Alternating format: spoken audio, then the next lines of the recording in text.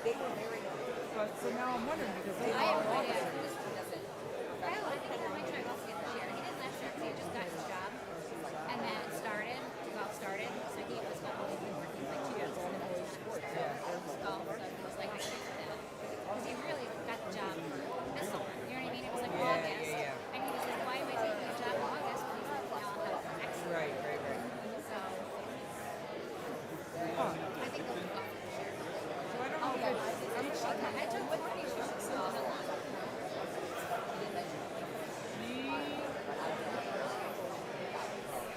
she had to send the coach. It must have been, I'm thinking it was online.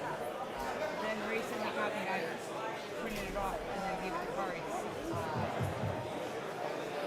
Good evening. But I should have asked Dan. I'll ask Dan. We're going to get started right now. My name's Dave Ames. I'm the advisor for the Varsity Club. I'd like to welcome you all to the Varsity Club Athletic Award Ceremony, where tonight we'll be honoring the varsity boys and JV athletic teams. Seated on the stage are the Varsity Club officers, President Brett Richards,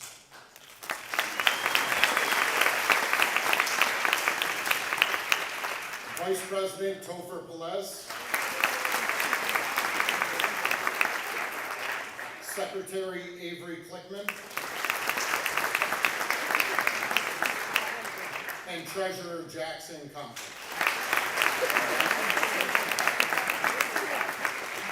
The rest of the Varsity Club members are seated in the front 2 rows. Brady Holtzauer, Jack Mullins, Kyle Bartlett, Cody Cabanero, Alex Schmidt, Austin Race, Nate Garafalo, Dylan McCrudden, Gabe DeLong, Jason Borelli, Ben Vasilio, Nate Gallo, Teddy Lerman, Chase Martino, Satchel Bumgarner, Luke Desnoni, and Ian Wall.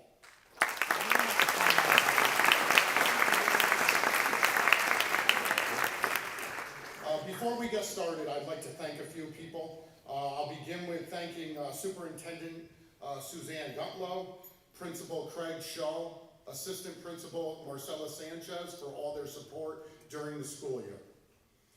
I also want to thank Michelle Warner and Jen Handy, our Booster Club, our Athletic Director Tim Stewart, Len Bates, the parents of the student athletes, but most of all the coaches and the student athletes themselves. Please give them a big round of applause.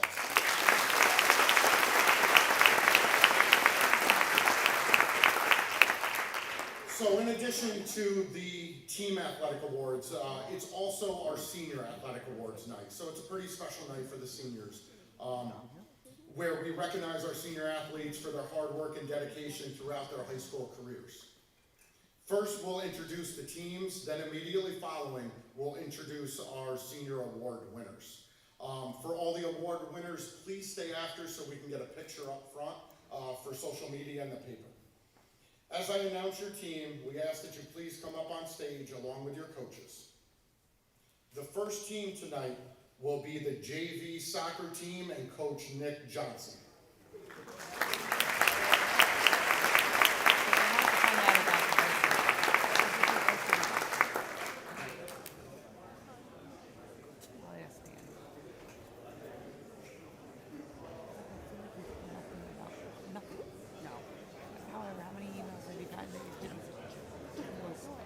Supposed to call it right now.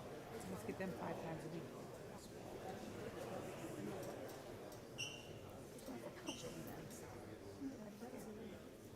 Joe.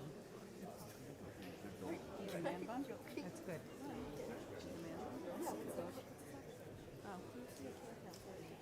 Oh, we did.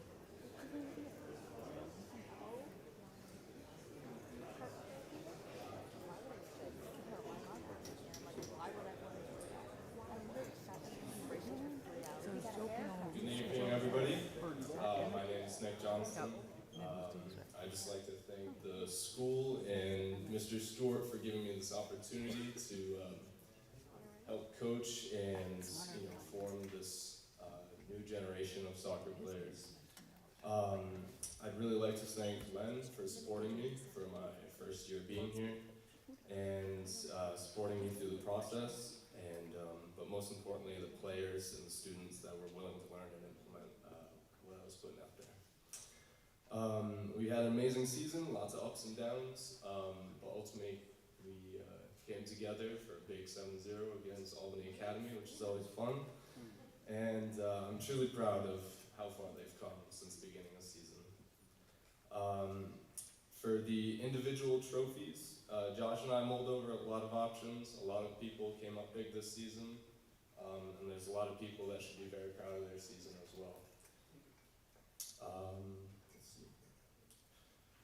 For the Coaches Award, we'd like to honor Ricardo Martinez Cruz for always being an absolute delight to work with and hardworking, and always count on him showing up with a big smile on his face and willing to do whatever. I don't think he's here tonight, but.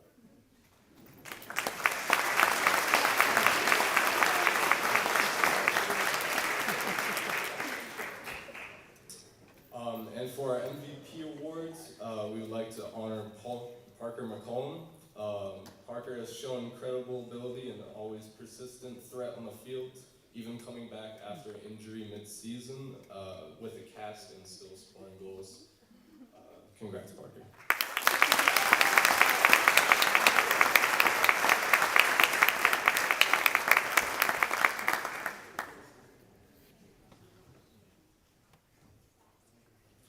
Lastly, I'd like to thank the parents. The one thing that most people don't understand that keeps soccer going is carpooling. And thank you very much.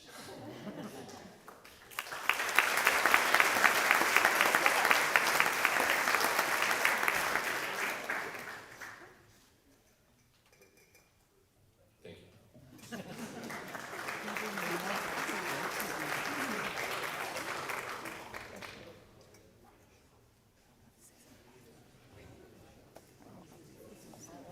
Right, usually they do.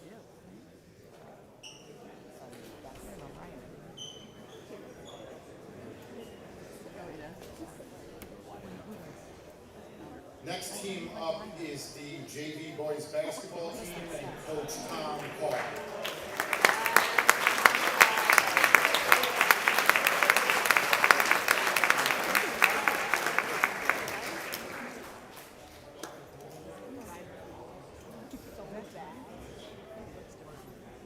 I know he's been walking with his mom. I don't she's just like, is that a girl there? I go, no, I think it's his mother. It's also weird.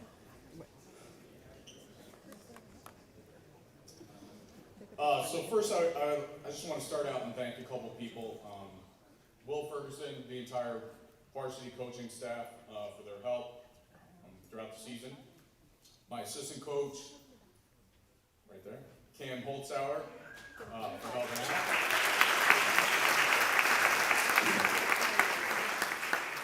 My father, Ted Call, for doing the book, and Jim and Cheryl Antelek for doing stats for me.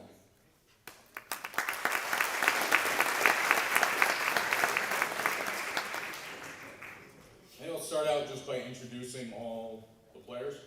We got Jarrett Haggerty, Jacob McFarland, Ryan Anelek, Don Plizza, Patrick Graziano, Tyler Van Allen, Chase Morrison, Ryder Hirschenroder, Hawken Parker, Michael Clark, and Nolan Space.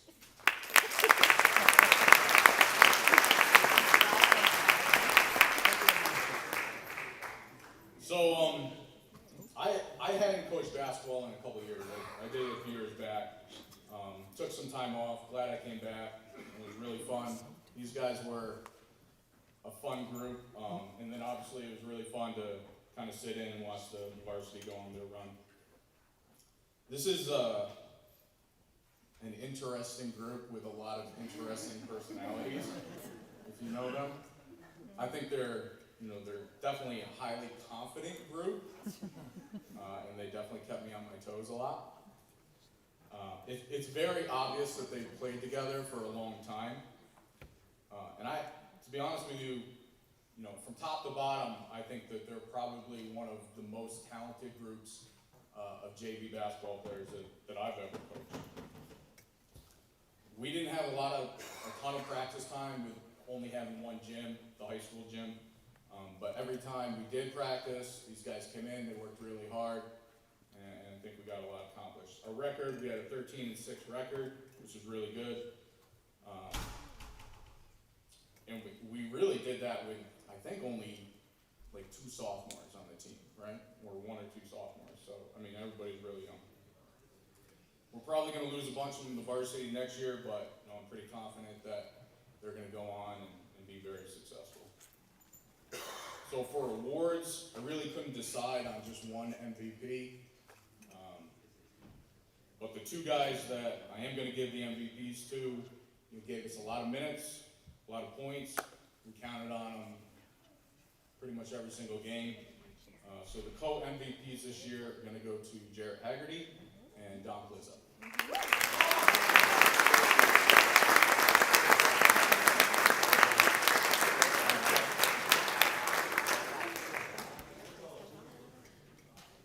All right, thank you.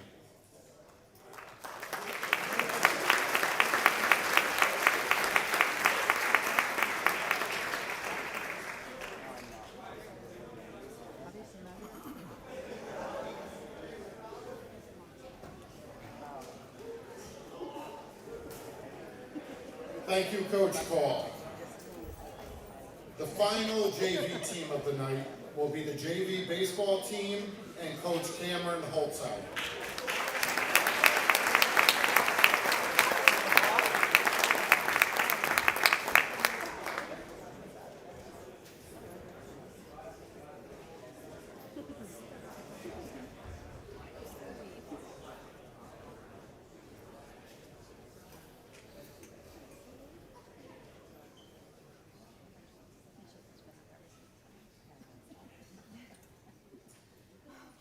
I just wanted to start by thanking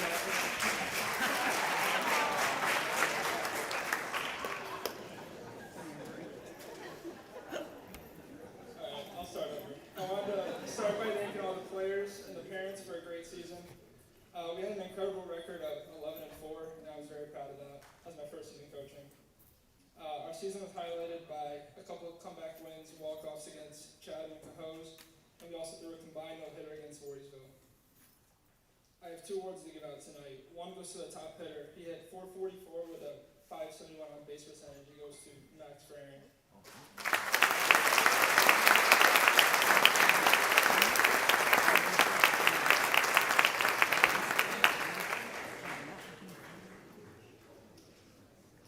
My second award goes to my top pitcher. He pitched to a 2.65 ERA with 31 strikeouts and an undefeated 4-0 record. This one goes to Tyler Allen.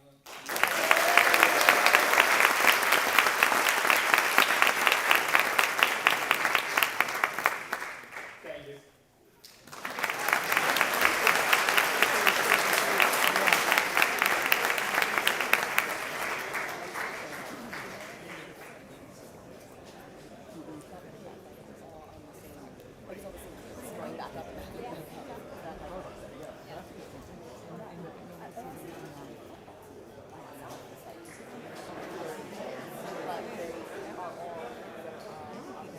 The first varsity team we're going to call up will be the cross-country team and Coach John Longo.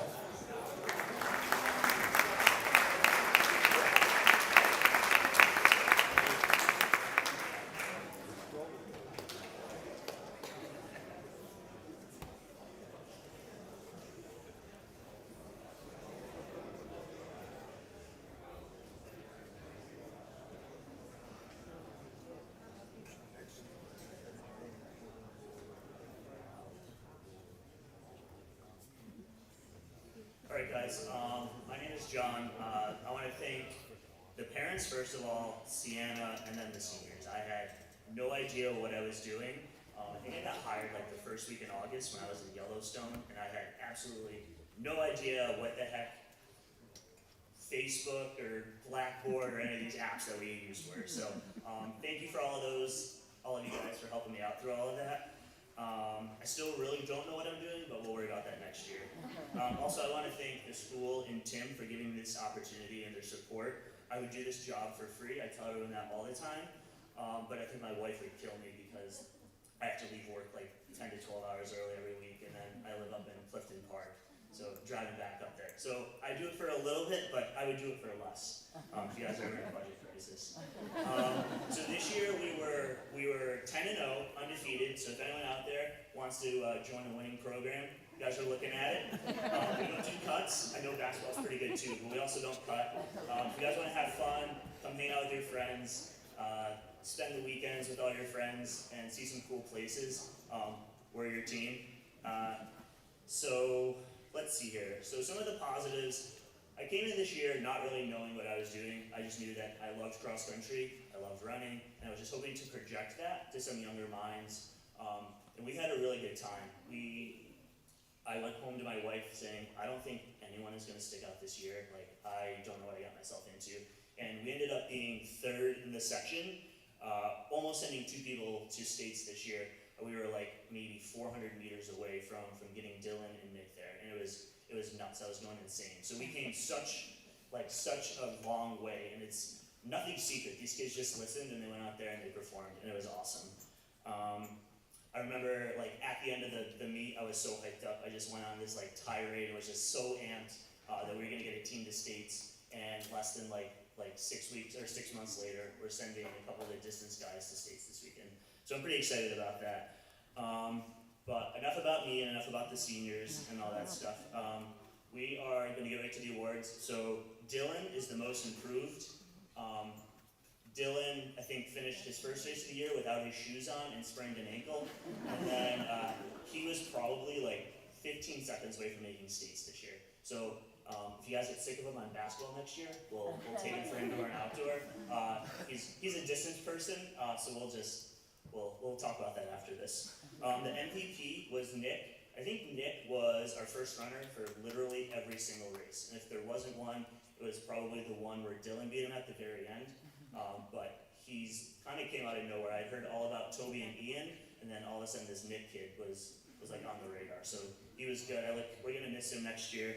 And then the coaches award, no one more deserving than Ian Wall. Ian was an extension of me out there, and I had no idea what I was doing. Still no idea what I'm doing up here right now. So Ian would always take my kind of rambling thoughts and simplify them for the freshmen, the sophomores, and anyone else who kind of just needed more simple directions. So thank you guys for this opportunity. Rider Pride.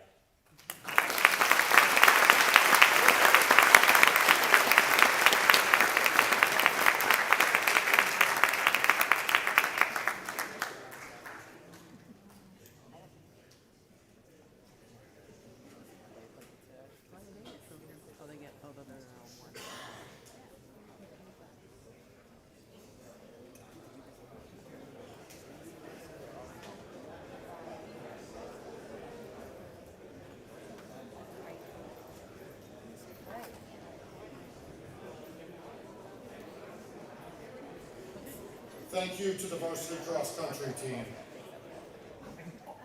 Next up is the varsity volleyball team and Coach Sean Connors and Will Valley. Oh, yeah.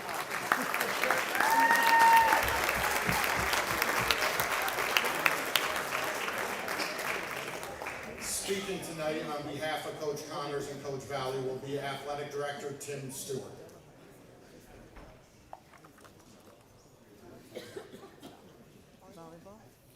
All right, good evening, everyone.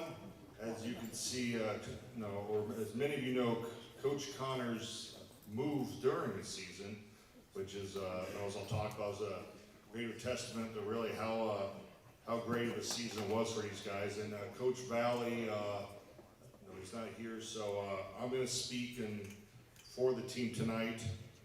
And I'll start off with the roster: Gavin Becky, 9th grade; Connor McDarby, 9th grade; Caden Tiernan, 9th grade; Hayden Dunsbaugh, sophomore; Owen Carpenter, junior; Liam Curry, junior; and then our seniors: Andrew Cruz, Luke Desnoni, Eric Holmberg, Jason Ingham, Topher Pelez, and Paul Zietsman.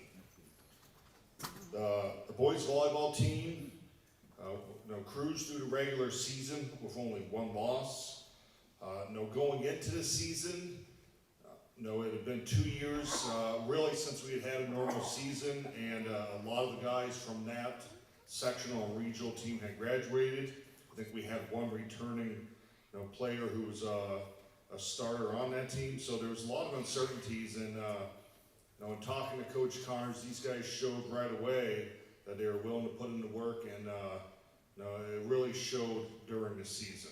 Like I said, they cruised through the season. I believe they had a 13-1 regular season record, earned a #1 seed for the Patroon Conference Championships, where they defeated Catskill before losing a tough game to rival Catskill in the Patroon Conference Championship.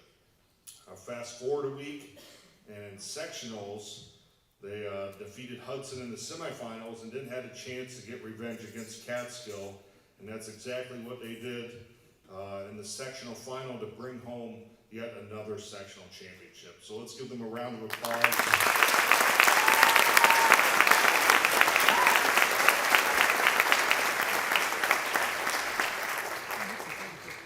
No, and I'll just comment, over the years, volleyball is a sport that doesn't tend to get the same amount of recognition as some of the other sports, but if you look back really at the past decade, there's no program in our school really that's been as successful as volleyball. They're right there with our other top programs. So the tradition continues, and it continued on this year. And as I said, we were led by a great group of seniors. After the sectional championship, we moved on to regionals, and really lost a tough match and heartbreaker to Chittenango.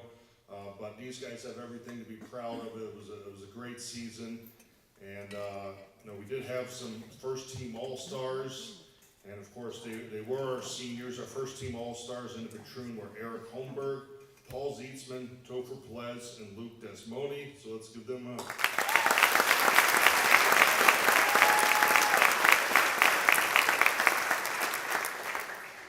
And of course, we do have 2 awards to hand out tonight.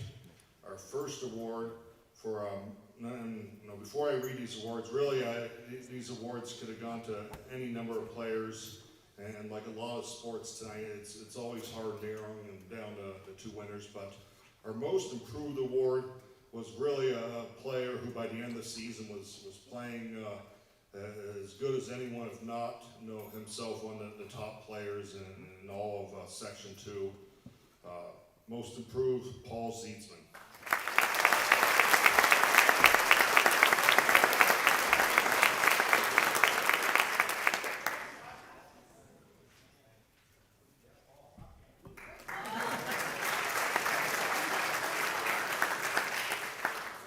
And our MVP award goes to another player who's been in the program a long time, and was one of our leaders that we leaned on. Like I said, it's not every season that you lose your coach in the middle of the season, and our coach, he moved out of state, but he was one of those leaders on our team that made the transition easy and welcome in Coach Valley for the rest of the season. Our MVP goes to Topher Pelez.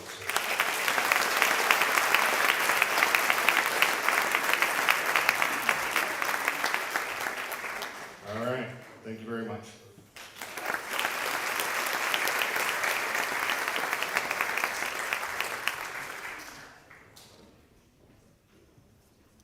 I'd just like to say why I'm sitting here listening. I was at the JAC banquet the other night.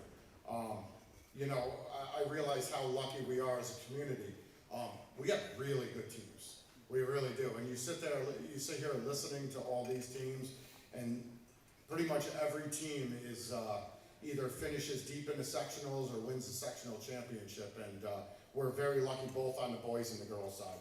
I just want to mention that, but that's a tribute to the dedication of the athletes, the parents, the coaches, administration too. So we're pretty lucky as a community. Next up is the varsity golf team and legendary coach Dan Funk.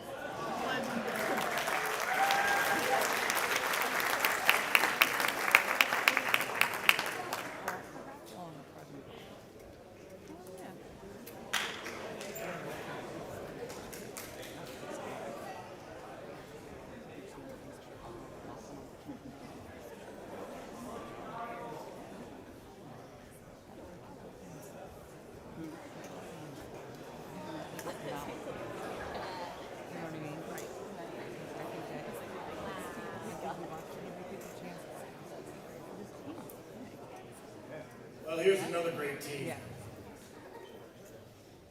This is the biggest team that I've ever had, for sure. Anyway, to introduce the golf team, it looks like we almost have everyone.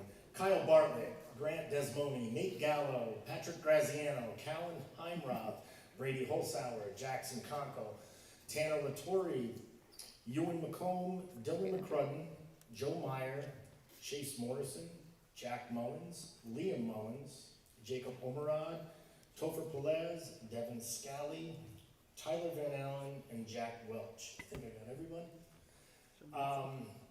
First, I want to thank the administration, Tim Stewart, for all the support. I also want to thank all the parents here for transporting all these kids. I know that's not easy back and forth, especially through the golf course. Anyway, this year we had a great season. We only ended up with 2 losses, and that was to Albany Academy, which always has a very, very strong team. So we would place second in the Colonial Council to them. When we do have our Colonial Council championships, we send 6 players, 6 of the best players, and we did place second in championships out of the 9 teams. And out of those, we had 3 golfers make the top 10. So there's 50 golfers in all in the Colonial Council, and we had 3 of them that came in the top 10, and that makes them the Colonial Council All-Stars. And that was our senior Topher Pelez, who came in 4th place overall, and 7th grader Tanner Latore came in 5th place, and then Brady Holzhauer came in 7th place. So congratulations, guys.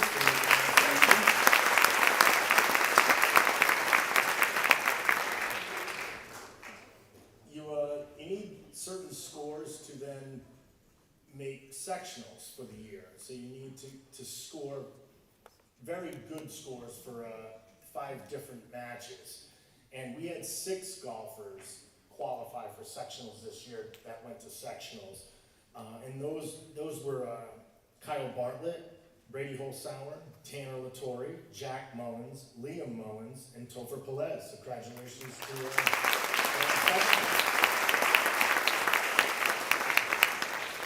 we have a very young team, which I'm happy for, but we do have 2 seniors, Topher Pelez and Jackson Conkle, and I want to wish all you guys the best in the future. Thank you. It's been great coaching you guys and getting to know you guys over the years, so thank you very much. I'm going to miss you guys.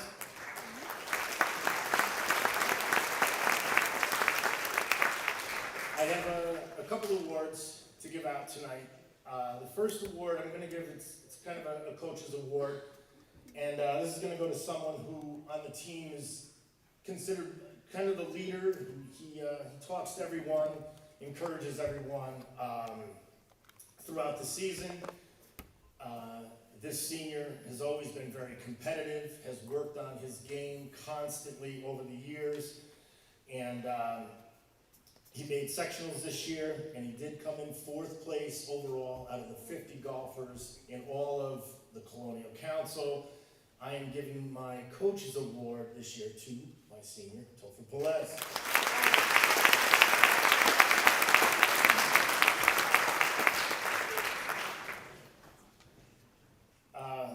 The next award is an outstanding golfer, or if you want to call the MVP award. This award is going to go to a 7th grader, and maybe some of you have heard of him.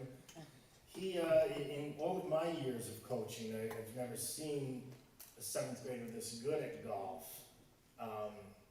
He came in, and I wasn't sure. I have newer golfers just go off to the driving range, and I watch their swing just in case, okay, this person's really never played golf before, and I might not be able to take them on the team, and I watched him swing one time. Okay, you go up and play with the kids, the veterans up there. But right away, he made the #1. He was #1 golfer from our first match on. He made sectionals. You have to have 5 scores to make sectionals, and our first 5 matches, he made those 5 scores. He came in 5th overall in the Colonial Council Championships.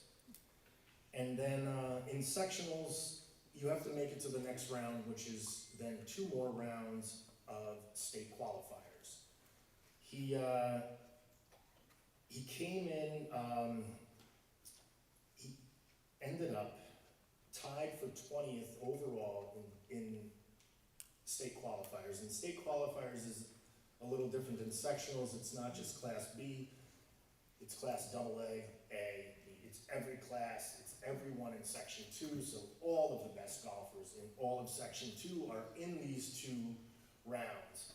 And he ended up tied for 20th out of all the best golfers in all of Section 2 as a 7th grader. He just missed the cut to then go to the 2nd round in a playoff round, but I'm sure that he's going to start making it each year after that. Not only did he qualify, this student also, during the season, ended up qualifying for the drive, chip, and putt contest, which if you're not familiar with, it's national, and they compete against so many different golfers across the entire country. He qualified for that and ended up going to Augusta National Golf Club and competing on national TV. And if anyone was watching, he was on national TV competing against this, against the other children there. So I want to congratulate Tanner Latore for the MVP, the outstanding golfer this year, and I'm sure it's going to happen a lot throughout, and I'm looking forward to watching Tanner for the next however many years. Congratulations, Tanner. You are an outstanding golfer.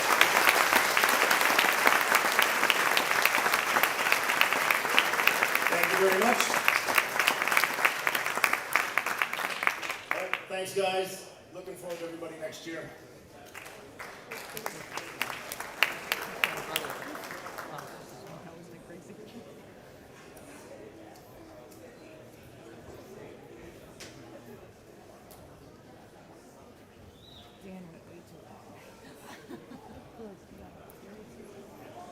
Okay, thank you, Coach Funk and the varsity golf team. Next up, we have varsity tennis and Coach Megan Yates.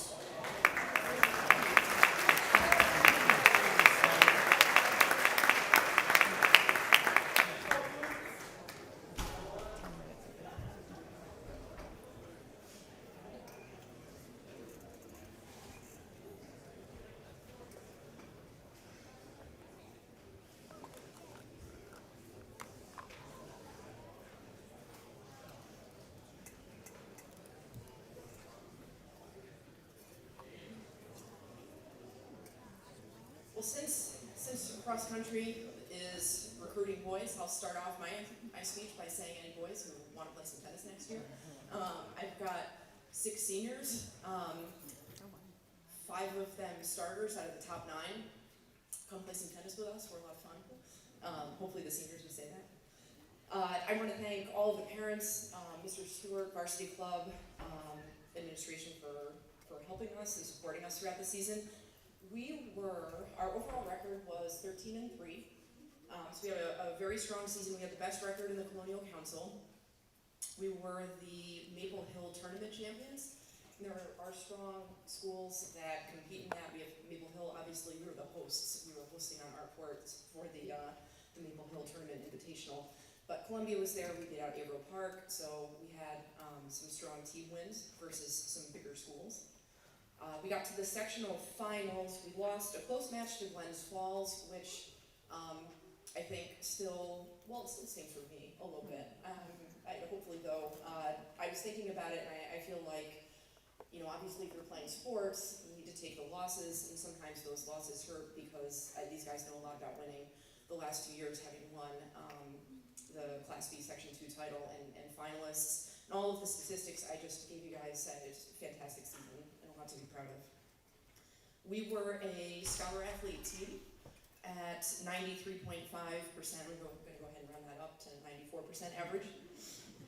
So we have a lot of smart guys on this stage, many who I've had and look forward to having in the future.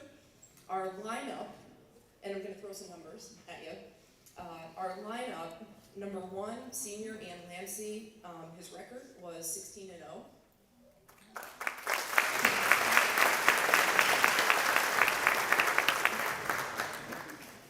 Senior Brett Richards was 13-0 at number 2.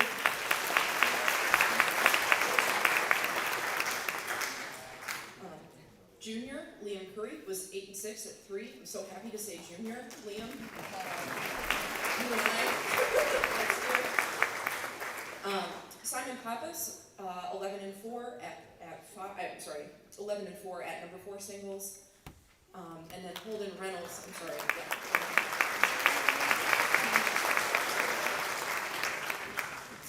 And then Holden Reynolds was 14-2 at number 5.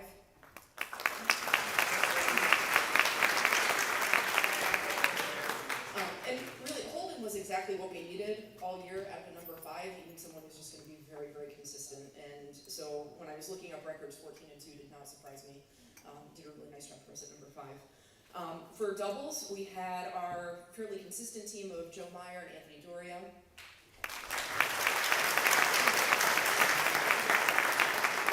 And then a little bit of a revolving second doubles.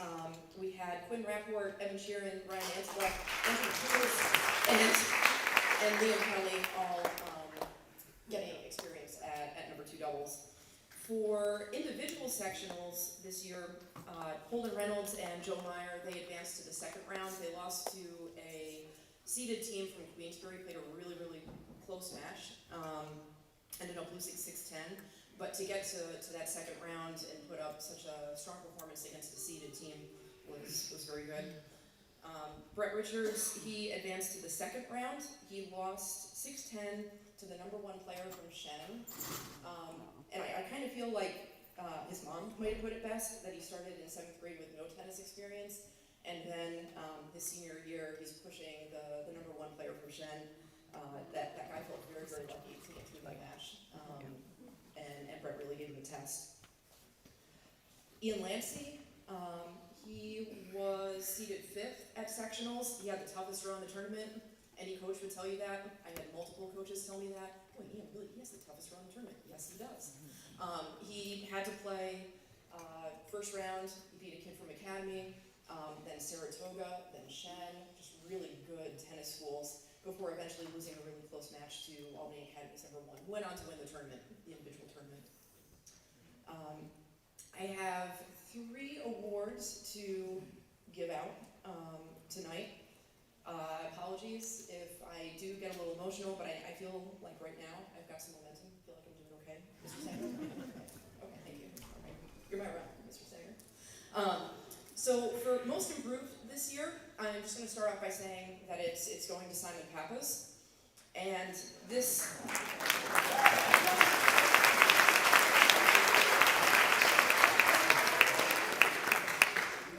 when I'm thinking about this improvement, I'm thinking about this season, but I'm also thinking about since freshman year.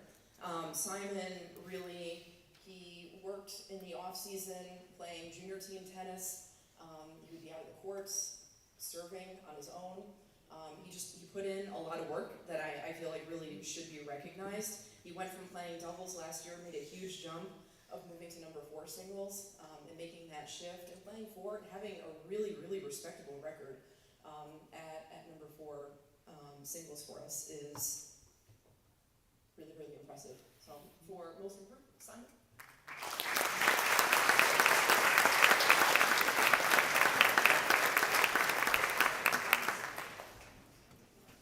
I have a coach's award, and when I am thinking about a coach's award, I'm thinking about competitiveness on the court, effort, I suppose record too. Someone who's willing to do anything asked of him, helping me, helping teammates. And so, this is, Mr. So, senior Brett Richards, I'm going to give to the Coaches Award to. So,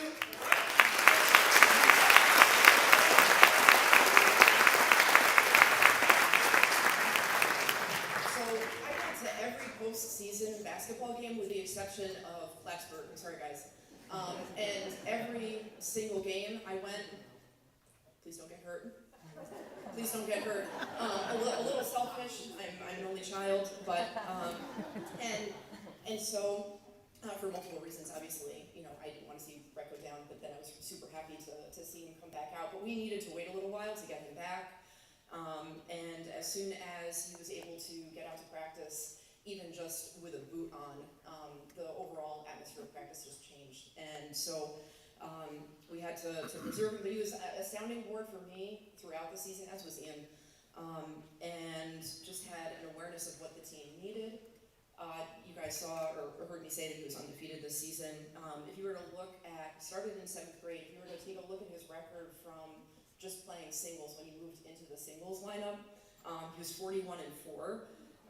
And that's without a season because of COVID.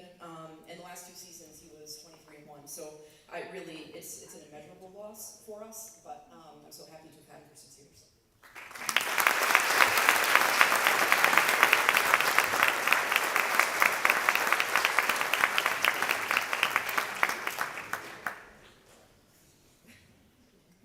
Okay. So this year's MVP is going to Ian Lancey. I hope everyone here had the chance to get out and see Ian play over the last few years. He's a very, very good player who deserves every bit of success and probably more than he had. I wish he had gotten that additional season. All these guys who are on the team, I wish they had gotten that additional season. But really, Ian, to be able to step out there and show what a tremendous player that he is.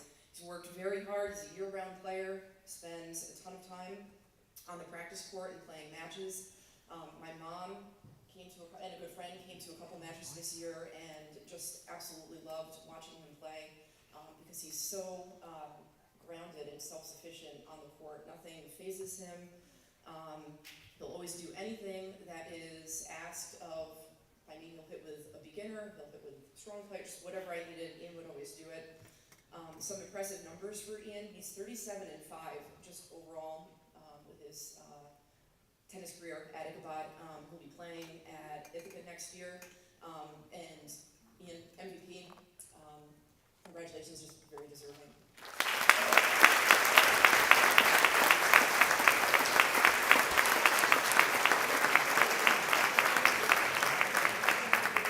Thank you.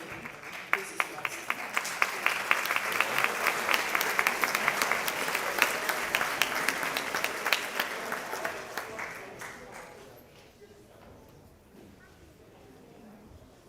Thank you to Coach Yates and the varsity tennis team.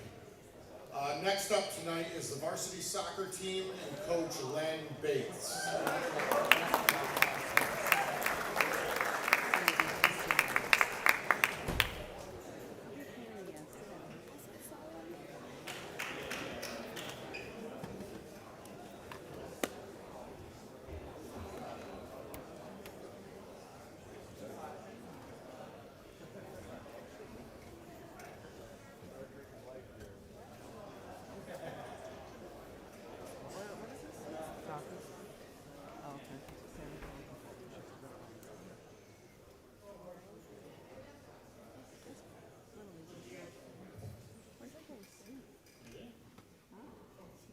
Good evening, everyone. Before I start, I want to thank some people that helped make our season what it was. I want to thank Tim Stewart, Mr. Shull, Michelle Warner, the buildings and groundskeeper for keeping our fields nice, all the other coaches that were so supportive, sharing fields during practices, and the other athletes, and just basically the whole student body that came out and supported us during games. It was fantastic. I also want to thank the parents. I hear that a lot tonight, but you guys definitely deserve a round of applause. You guys getting to these boys' practices and coming to all the games, it's huge. It's a big sport, and we really appreciate it, so thank you.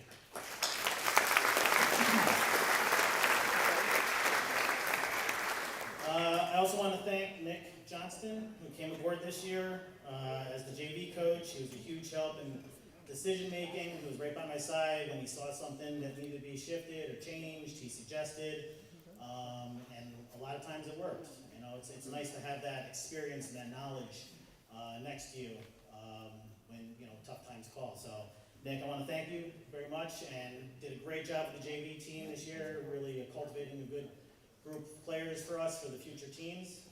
So, thank you, Nick.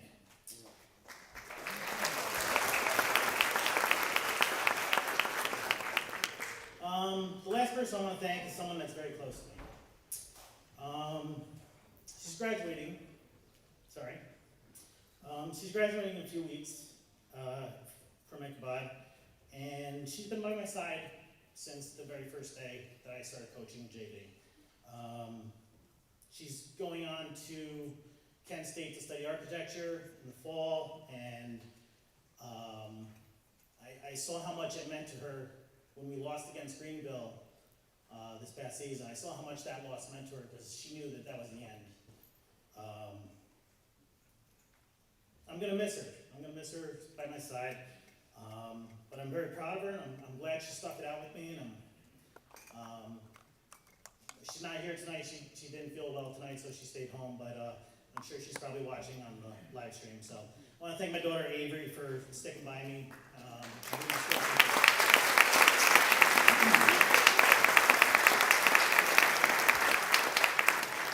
Having said that, I do have a scorekeeper position open up if anyone knows of anyone that wants to fill that spot for me. Let me introduce our players here. The varsity boys soccer team, sophomore Gustavo Ramos, sophomore Max Freering, sophomore Brian Bravo, sophomore Angel Loyola, sophomore Hector Loyola Batista, juniors, and this is a long list, Dayton Sweeney, Ray Cruz Pablo, Yvonne Cruz, Alex Sweeney, Cody Cavagnaro, Nate Garafalo, Eric Loyola, Jason Borelli, Junior Hernandez, Cole Christian. And our seniors, Zach Ziak, Luke Desnoni, Chase Martino, and Joe Desnoni.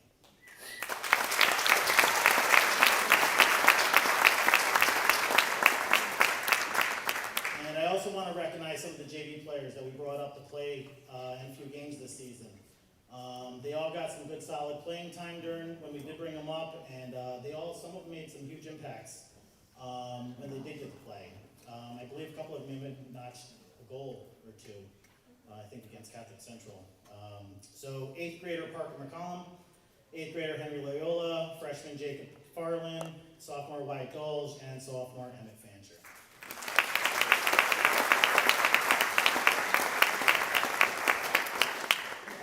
We had a great season this year. We didn't win any championships, but I think altogether we had a really good season. In some respects, we performed higher than a lot of people thought we would. We finished the season 11 wins, 5 losses, and 2 draws. We handed the eventual Colonial Council champions their only loss of the season in our very first game of the season. We defeated the Class A school Mahonison 3 times during the season, including a highly anticipated senior night game, which we now dubbed the Joe Desnoni Show. And we also drew 2 apiece with the Suburban Council of Columbia High School in a non-league game. And we forced the eventual Section 2 Class B champions Greenville into their only overtime game all season in the sectional quarterfinals. I truly believe that if we were fully rostered for that game, we definitely would have won that game. But that's a stinger. But all in all, I think we had a really good gelled team this year. I think these boys really came together, was supporting one another the entire season, and I have one highlight that I absolutely love to talk about. And I don't know, about a few weeks into the season, a young man came to me and decided that he wanted to try out for soccer. He wanted to never play the day of soccer, I don't think, for his school. And Jason Borelli, out of nowhere, decides he wants to join the team. So I said, sure, why not? So knowing full well he wasn't going to get much playing time, he still was on the sideline cheering his team on, slapping hands as they were subbing in and out. But in that one game against Mahonis at Averill Park, Dayton Sweeney put a beautiful cross into Jason, and he headed that ball into the goal and got his first varsity goal of the season. So that was amazing. I'm not gonna lie, I probably swore a few times in excitement, and I was very excited for him because that was. And then to really cap it off, he walked off with his cowboy boots and his cowboy hat after the game. So, and I got a picture of that if anyone wants it. So it's pretty funny. But so anyway. To the awards. I'm going to start off with the players who were selected to the various all-star teams, because I really wanted to make sure that they got recognized. First up, congratulations to Luke Desnoni, who was selected as the Colonial Council's second team all-star goalkeeper.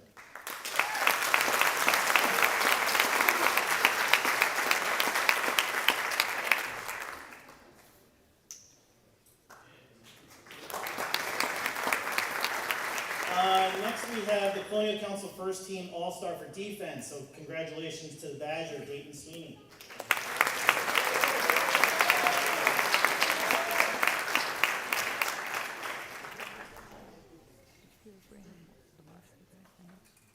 And next we have the Colonial Council First Team All-Star for Offense.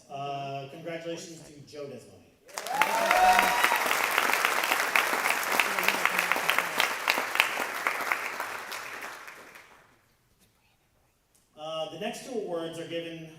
The next two All-Star Awards are given to the players that were selected by the Capital Region Sports All-Stars by the Coaches Selection Committee.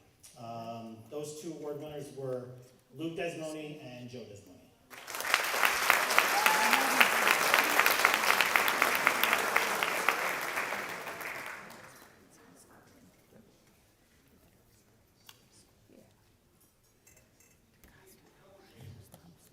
And finally, the Times Union Second Team All-Star for Small Schools goes to Joe Desnoni.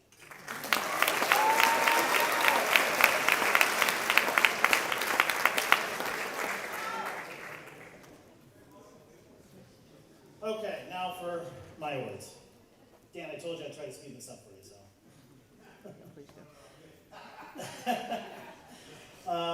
My first award is the Coaches Award. I actually have two recipients for this award.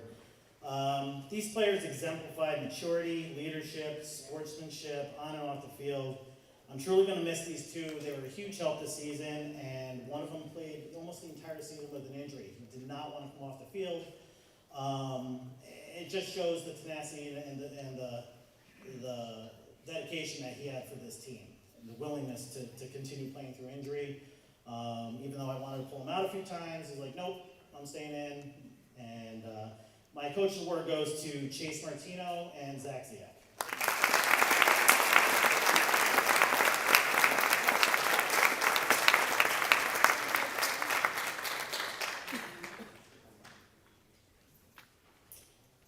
At the beginning of the season, I tasked our captains with the assignment of selecting a player who they felt was a role model and who they felt fit the description of what a captain was. The captains got together, discussed it, and sent me their names. So the captains awards, I got two, are congratulations to Brian Bravo and Cody Cavagnaro.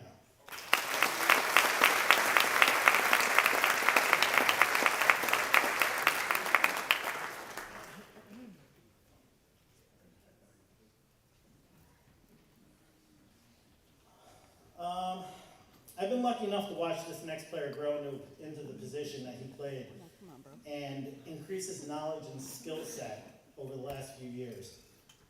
His desire to be the best he could be was quite evident. He questioned, he asked questions about what he could do better, how he could do better. If it was he made a mistake, he wanted to know what else he could do to not make that mistake in the future. No one was harder on himself than him. He was his biggest critic. He motivated his teammates when he saw things that needed to happen on the field. He motivated his team to pick it up and continue going stronger. It's been an absolute pleasure to watch him play and improve year after year, so my most improved player goes to Luke Desnoni.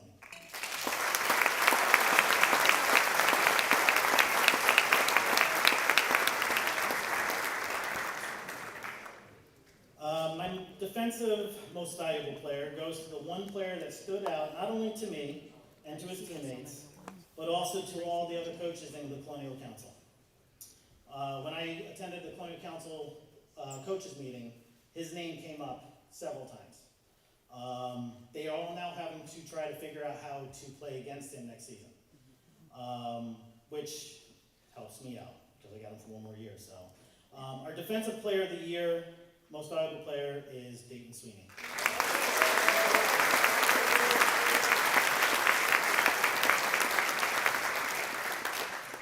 There's two more. That's it.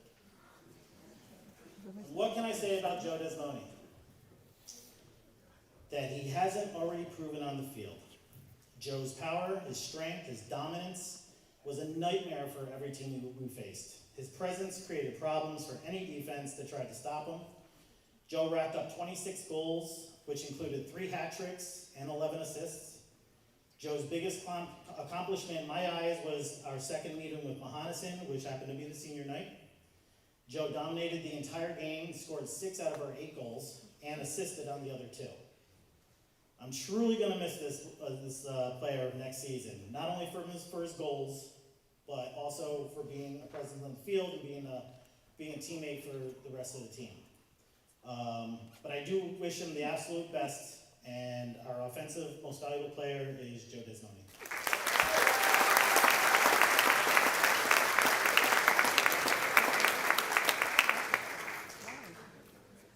Anyone that's familiar with soccer, especially international soccer, is familiar with the term Ballon d'Or.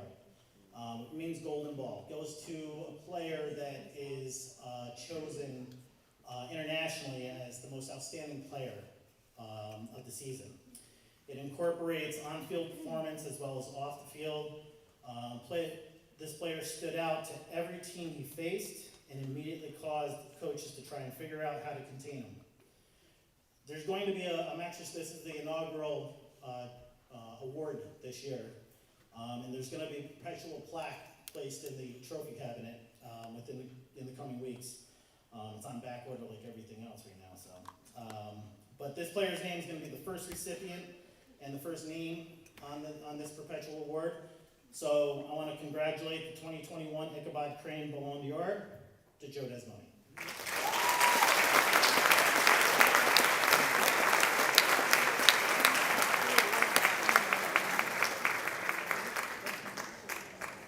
Thank you very much. Appreciate it. We look forward to you in fall.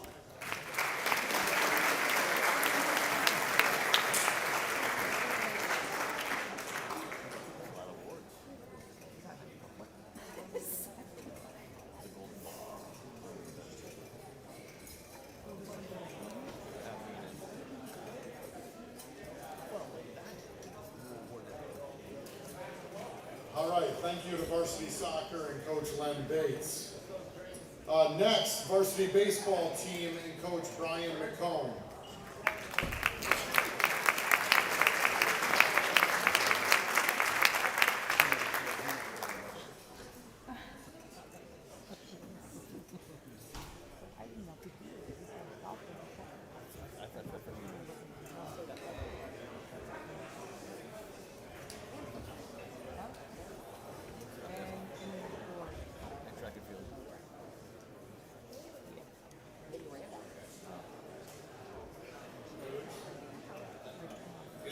Everybody's doing well today. I'd like to thank Dave and Tim for your support of athletics and specifically our program. This year's varsity baseball team consisted of freshmen Dominic Lizza, sophomores Kyle Bartlett, Jack Bones, Brady Holzauer, juniors Nate Garafalo, Dylan McCrudden, Alex Schmidt, Matt Bono, and seniors Alex Iris, Gunnar Gretham McLaughlin, Satchel Baumgartner, and Captain Topher. This is a great group of kids. We started the season, practicing and working inside, and especially, you never love to do that. And then we had to start in a high school this year, which is even smaller than the middle school to work in, and it was really challenging to get everything together. Plus, there's softball and baseball teams and tennis to coordinate times. You only had like an hour and 15 minutes max to practice. So to get everybody ready for the season was really challenging. But, you know, this group was up to the challenge. They came out, we started 3-2. And then we were, you know, we won 6 games in a row, ended up being 9-2. And any of you parents that were at the game, any game in April, knew it was 40-mile-an-hour winds and 40-degree temperatures. So for them to win that many games in those weather conditions just shows how much grit these guys have, and it's a testament to how much they want to win. We had a tough week after 9-2. We lost 4 in a row to Moham LaSalle Academy and Chatham's in the state championship. That's like a gauntlet week. And then we came back. We went to Cooperstown, I think the last week of the season, and we had a great day in Doubleday. Got to go to the Hall of Fame. Sal's wasn't open. Who knew on Tuesday that they're not open? Dave was more mad than anybody. But we played Burnt Hills. That was an awesome time. We had a great game. It was the first time we were able to play in Doubleday in 5 or 6 years. So I think the kids really liked that, and it really spurred us on. And we went on a winning streak. You know, we finished the season, you know, winning every game, and then we went strong in the sectionals, which is, you know, I need that momentum to do that. We had a tough, you know, we beat Ravina, and we had a really tough game against Coxsackie. Never called 2 suicide squeezes in one game ever. I hope I never have to again. But we got to win, and that was awesome. And then we beat Fonda, and we ended up in the sectional finals for the 2nd year in a row, which is a, you know, tough thing to do against Schuylerville. So this core group of players to have, you know, to be in the sectional finals 2 years in a row is really something, you know, says something about them. They want to win, and they did everything they could to do it. Baseball is a tough sport. In the Colonial, every game's war. Okay, every single game. And you know, to finish that, these guys finished. I was really proud of them. I love this team. I love this group this year. Was just, you know, they made me laugh. There's some intense times, you know, practices and games. You know, and sometimes you got to get in their face. But overall, you know, the funniest parts of the season probably bus rides. Yeah. You guys have questionable taste in music, by the way. I don't know what you're listening to. But, you know, what a fun year. I just want to say that. It was an honor to coach you. It was humbling. And I had a great time this year. I hope you guys did too. You know, I love you guys. We outlasted some great pitchers this year. Some of the best pitchers in the Colonial and the section. And, you know, it was just fun to watch. So our defense was awesome this year, and everybody's really mentally tough, so it was just a great season. So this year for Colonial Council All-Stars, I didn't tell you guys this yet, by the way. For second team, we had Brady Holtzauer and Gunnar Gretham McLaughlin.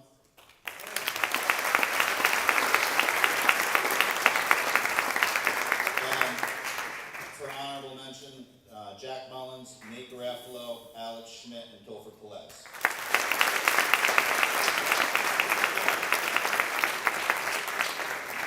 Before I give awards, I just also want to thank the maintenance crew, the whole staff, specifically Ross Cox. He spends hours on a mower all over the fields. Like, it's specifically ours. Our grass is this high right now, and it just grows like it. But specifically, Mike Walsh is the most meticulous OCD man I've ever seen in my life getting a field ready. If there's a line out of whack, he fixes it. He stands there and rakes the dirt, and if there's a rake mark out of place, he makes it straight. It's fun to watch, actually. Mr. Meticulous. So thank you, Mike Walsh, for getting the fields ready. You did a great job.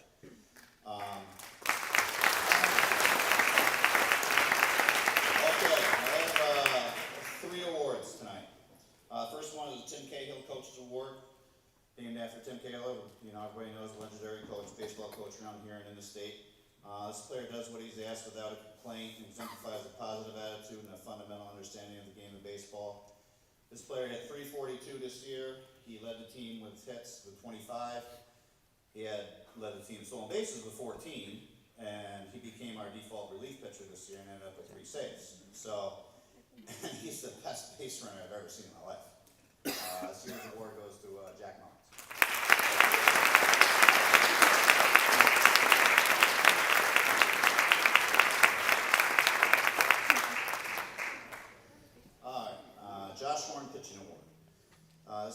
exemplifies mental toughness on the mound, refuses to lose, and overcomes all to find a way to win. He finished 5-1 with a 5-1 record this year, 3.83 ERA, and had 52 Ks. I'm going to miss this kid. He was our team captain, Topher.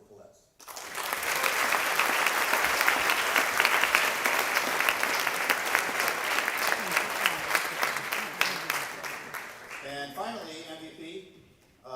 This player excelled, offensively and defensively this year. He's always ready for every game. He's always prepared. He knows every other player on every other team, and I have never even heard of these people. So it's kind of scary. He batted .371 this year at a .519 on-base percentage, scored 21 runs, 23 hits, and 12 RBIs. And pitching, he pitched most of the innings this year, 54.2 innings, had 62 Ks, 2.3 ERA, and only 15 walks in 12 games pitched. That's hitting the strike zone right there, okay? Mr. Hollywood, Brady out, Bull Tower.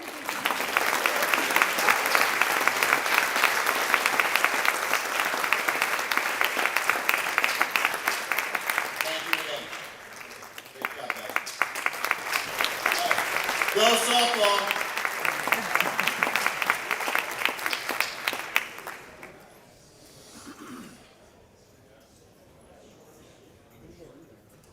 Girls will be smart at 8:30. Nothing. Okay, thank you, Coach McComb and the varsity baseball team on a great season. Next up is our varsity wrestling team and Coach Hugh Sarna.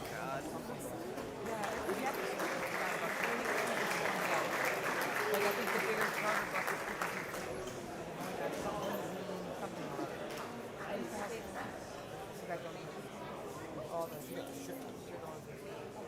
Yeah. Well, guess what? I'm going to have the shortest announcements and everything else. At least that's going for me.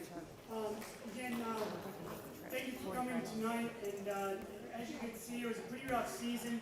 Last couple seasons with COVID. 2 years ago, losing the modified program that year, and that's our feeder program.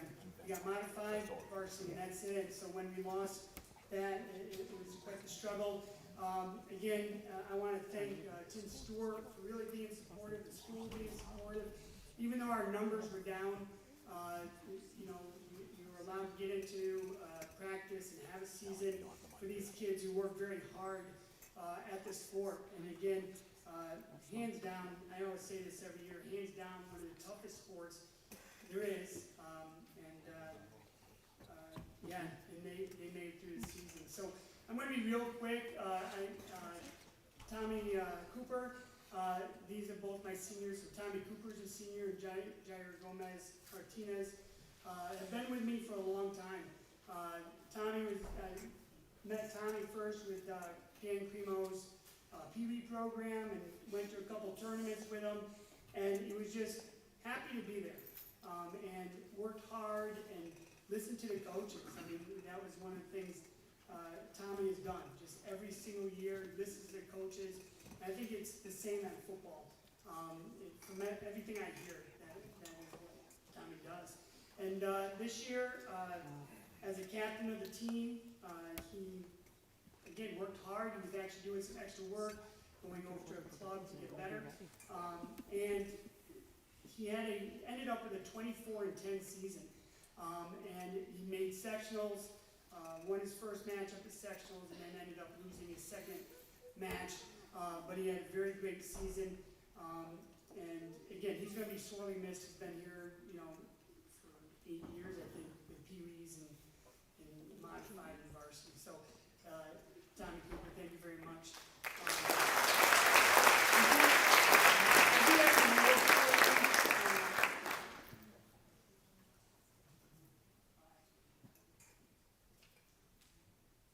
So, again, I only had about 6 kids during the season, and they fell like flies. They were getting injured.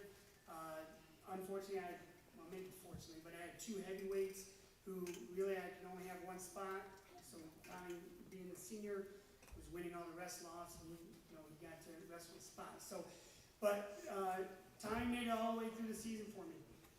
Working hard every day, coming in to practice, helping, organize and run practice, and setting up a lot of good laughs.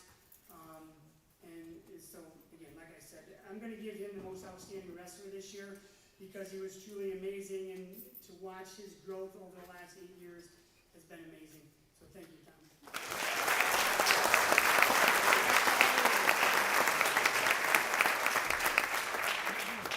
Well, again, I talk about Jair every season because he has done some amazing things at Ichabod Crane and has really helped put our program, even though it's small, put our program on the map.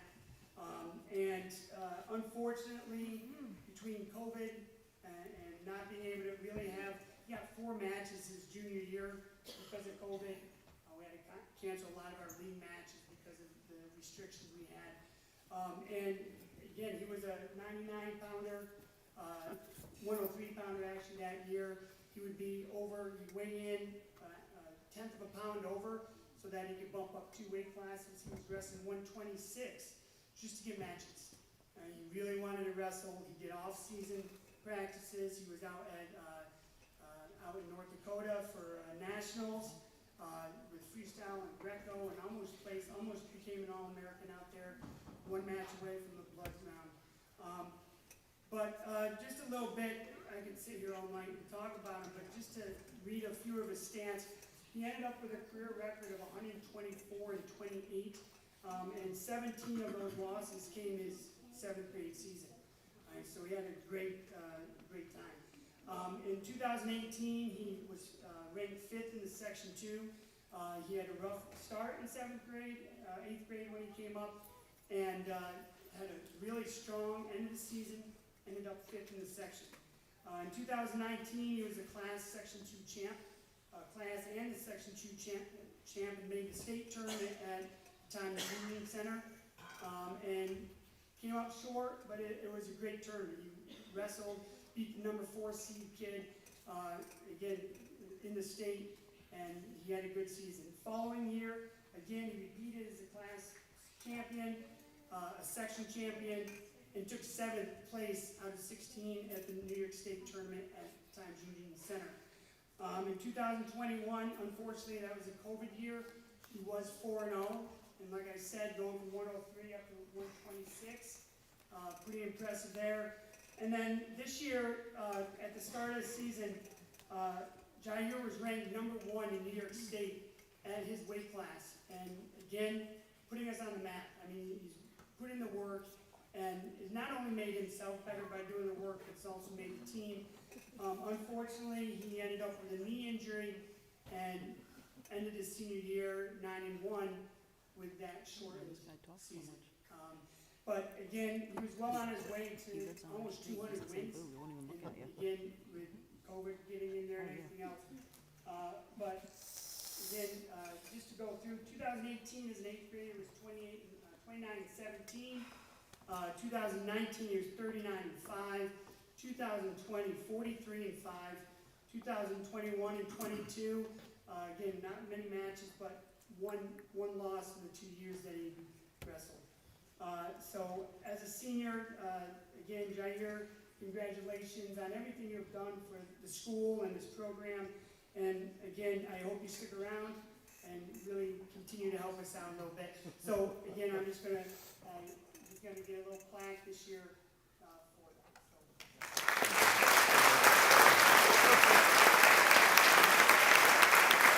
And just real quick, congratulations to all the other programs you had. It's fun to watch and hear about the great seasons that you have. And again, it's amazing to watch that. So congratulations, everybody, and thank you.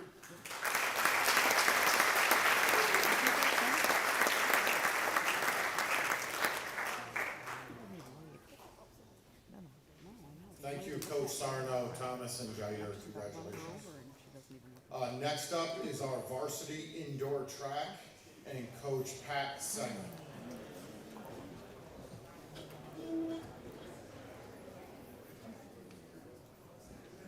Jason, don't forget that football.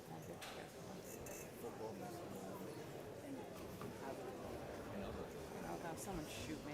I'm so hungry.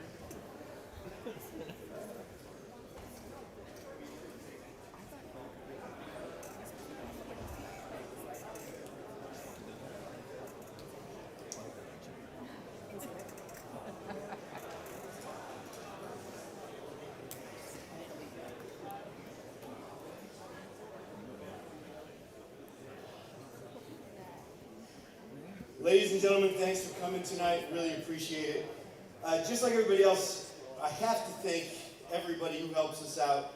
AD Tim Stewart, the administration, Craig Shull and Marcelo Sanchez, the Booster Club, Dave for putting on this great ceremony with Varsity Club tonight, maintenance and transportation who's hugging us back and forth for really long trips, and parents. It goes without saying, I'll say it again during outdoor, but if you don't have the parents that are volunteering at meets, we can't do anything. Indoor, we only have 2 parents that are volunteering. Outdoor, we have 16 parents that are coming to help run meets here at school, and we literally could not do it without them. I also want to thank all the other coaches. Devin Fernandez was the other head coach for indoor. Lisa Bedrati, Sienna Lentz, Phil Saunders, John Longo, all helped between indoor and outdoor. We couldn't do it. We couldn't make it happen without them. We, for indoor, were a scholar athlete team, the highest scholar athlete team, I would like to point out, but that's neither here nor there. We had some great highlights to the season, dominating the 4x4 race at all the league meets on those really tight tracks were always interesting. Watching Ian qualify for the 600 with his time of 1:30.66, and frantically searching for our bus in Springfield. That was a time we all enjoyed, I think, together. The biggest part, of course, of indoor was watching Baden Seabury go to the indoor championship meet at Ocean Breeze in Staten Island, where he took 7th and 8th place in the federation, which is every athlete that runs from AA schools down to D in both the 55-meter dash and the 300-meter dash. Is just amazing work on his part. Our awards, I have 3 that I would like to give out tonight. Our MIP, our most improved, goes to a young man who, coming into last year, you know, he was trying his best, you could tell, but he had a lot of work ahead of him.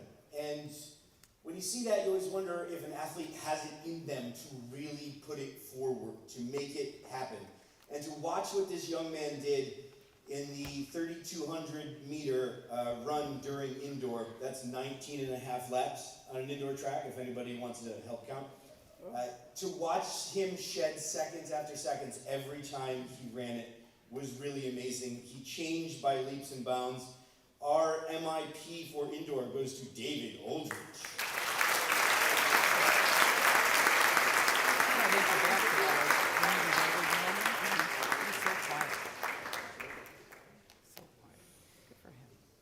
Our Coaches Award goes to a young man that I have been coaching for 5 years. I'll talk about it more in a few minutes, but the Coaches Award for indoor season goes to when you can have a right-hand man, that when you tell him that this is what we need to do today, you know he can take the reins and lead a group. We didn't have a large group between indoor boys and girls, who the 2 groups worked together, but he did a fantastic job in helping to implement everything we did in our training program. Usually, you know, there's times when you have a really great athlete that their focus becomes them. If you go to a lot of other schools and you look at their top runner has their own coach outside of the program, and he's there sometimes. But that's not how Baden functioned. Baden was a key member of the team, and I can't stress that enough. And his ability to help inspire the younger kids on the team, as well as my own kids, to be completely honest, is why I want to give him the Coaches Award for helping to implement so much on this team for indoor. So thanks, Babe.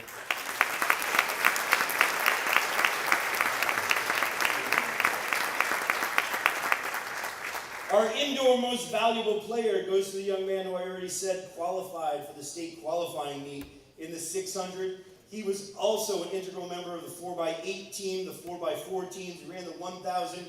Ian was like a Swiss Army knife when it came to indoor. and did so much. He will be one of the young men that with outdoor will be headed to the state championship meet this weekend. Our indoor most valuable player goes to Ian Wall.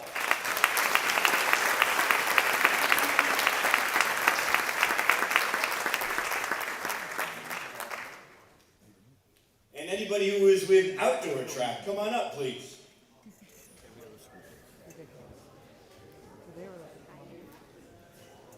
I know the 4x4 is going, I think there's one or two. I just happened to see it on one of the things. Because we donated to the boys basketball club. We're donating to the boys basketball. They're donating to the girls soccer.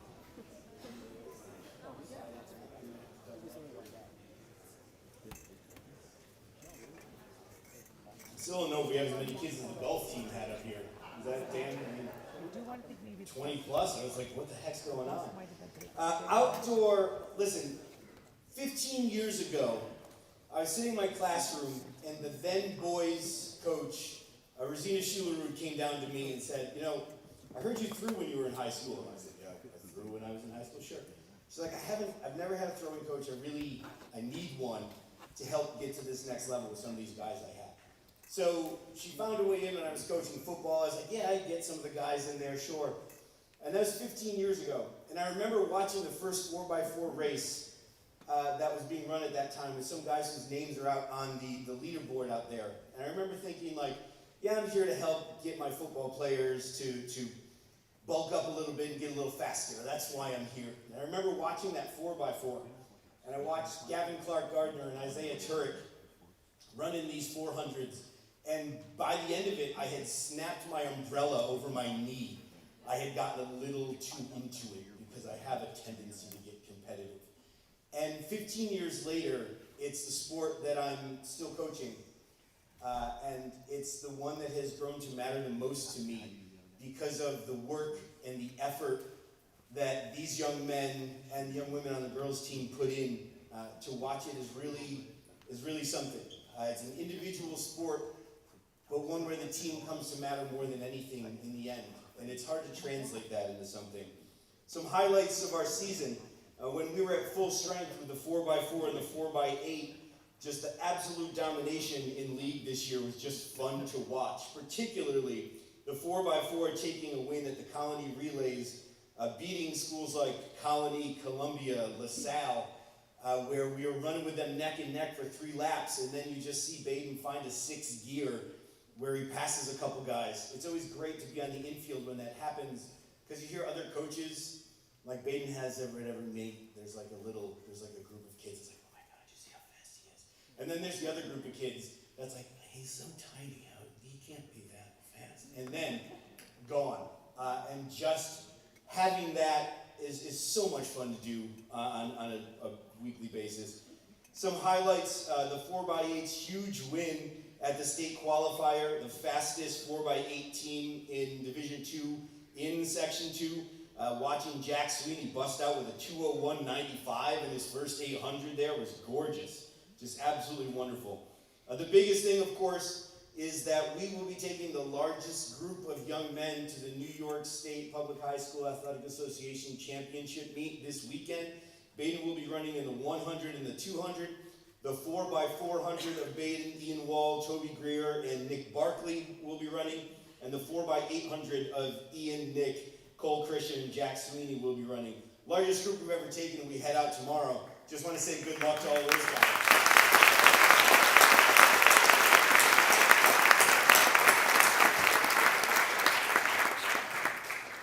To our awards, my MIP goes to a young man who was the prodigal son. He strayed from the flock and went over to distance for a couple years after he started off as a sprinter in 9th grade. But we coerced him back this year, and he became our strongest open 400 runner, with his best time of the year being at 54.62. He is the starting leg of our 4x4, and his start has put him there, and we even played with a little bit more. He's gotten so improved over these 4 years. To bring him back and see what he did in sprinting was really terrific this year. My MIP goes to Toby Greer.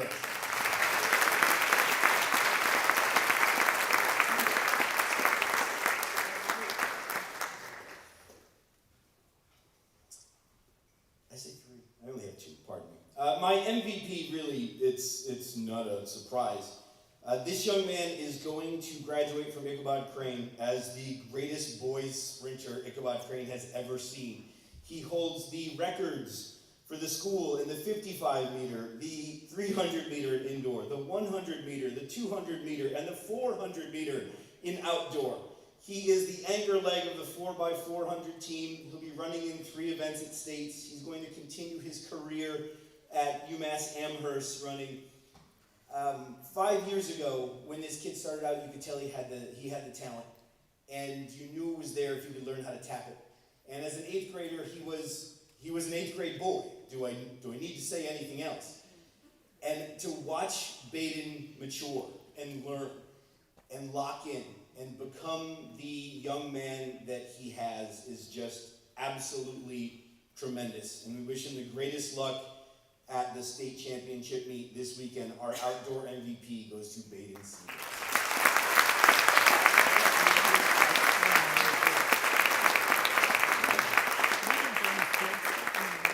Thank you very much. Good luck to softball and go Riders.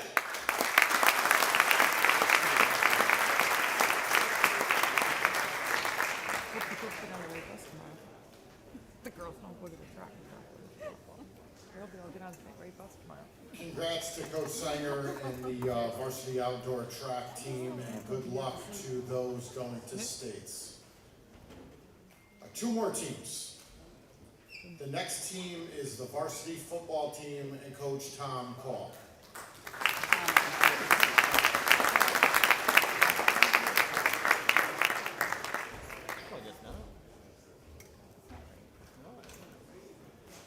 They mentioned the 2 girls are playing the boys across the but they're not going to do it? Oh, no.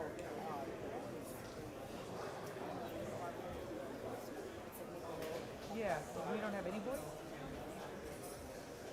They at the very end, they announced the 2 girls are playing the team. So we only have 2 girls are playing that team. Football.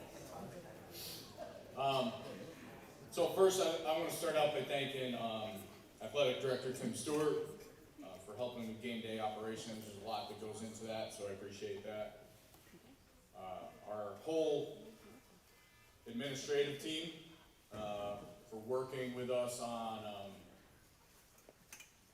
player maturation, I guess, would be a good way of putting it that some of our guys get into. I want to thank our entire coaching staff, because I know if I don't, I'll hear about it.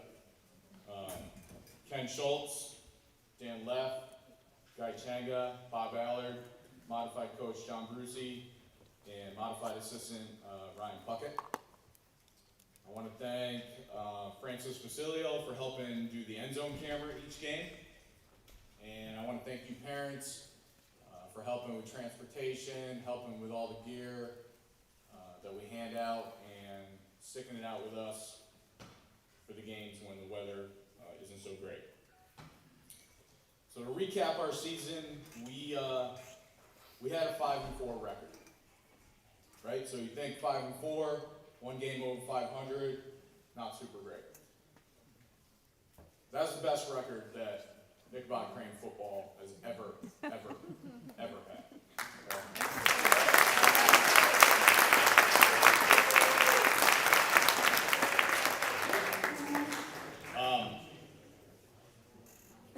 And really the football program, you got to keep it in perspective too, right? It's not a state title, not yet. But you know, football program's really only been around since 2008. So to get 5 wins in the regular season is really good. And if you're familiar with our program, you can see that we're slowly taking steps to be more consistent. I think one of the most impressive things about the 5-4 record is that we did it with a roster of only 26 players. And if you think about it, a typical game usually has 125 plays, and most of these guys are playing all 125 snaps. You know, offense, defense, special teams. So, you know, they're physically, mentally, and emotionally exhausted after every single game. You know, and we really do appreciate that. I think it's important to recognize our graduating seniors. We have 8 of them. Brandon Gerke, Joe Penzabine, Abby Dolge, Brian Van Allen Ham, Alex Igris, Thomas Cooper, Eric Holmberg, and Bradley Duso. I think they deserve a hand.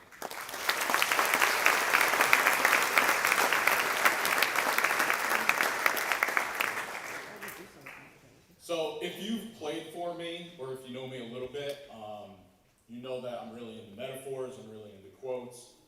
And when I started reflecting on this past season and really thinking about the sport in general, I kind of came up with the concept of deep water. The game of football is played in deep water. What do I mean by deep water? Well, everyone is comfortable in the shallow end, right? With 2 feet on the ground. That's not the way football is played. Guys up here, and if you played before, you live in the deep water, where it's uncomfortable, where it hurts a little bit from time to time. To play football, you love being in that place. These guys love being in that place. They thrive at being in that place. And they accept the challenge that it comes to be uncomfortable at times. This game is absolutely not for everyone. It'll humble you real quick. But don't get it twisted. We'll absolutely take you if you're interested in playing next fall. If you feel like I'm challenging you a bit. And yes, I absolutely am. This game pushes you to levels that you did not think were possible. But once you get there, and you absolutely will get there, you're so proud of what you accomplished. And you learn more about yourself and what you can achieve, not only as a team, but as an individual. And I think that's really important. The commitment to play football is intense. We do things with these guys 10 months out of the year. We take November and December off, pretty much. We ask a lot out of them, between weight room, open gyms, 7-on-7s, and then our 3-month regular season. Personally, I think it's one of the most physically and mentally demanding sports that we have here at Ichabod. I mean, I'm a little biased, but that's what I think. And to be honest with you, as a program right now, we're usually playing catch up to most teams that we play, because we don't have a feeder program. So we're teaching guys simple stuff on the varsity level, like how to take a handoff. And for you, that's probably equivalent to teaching a varsity kid how to take a layup on the basketball team. So there's a lot of teaching involved with our varsity team. This year's roster was different than the years that we've had in the past. This year was the first year that these guys really accepted that challenge of putting the work in through the off season and kind of establishing a culture and a commitment to the off season. And I think that they obviously saw that resulted in a great regular season with a winning record. So lastly, I just want to say personally, thank you to all of you for setting an example for some of our younger players that are coming up. And I really appreciate all your hard work. So I think what we're going to do now is we're going to go with some of our awards. To present the offensive MVP, we're going to have our offensive coordinator, Dan Leff.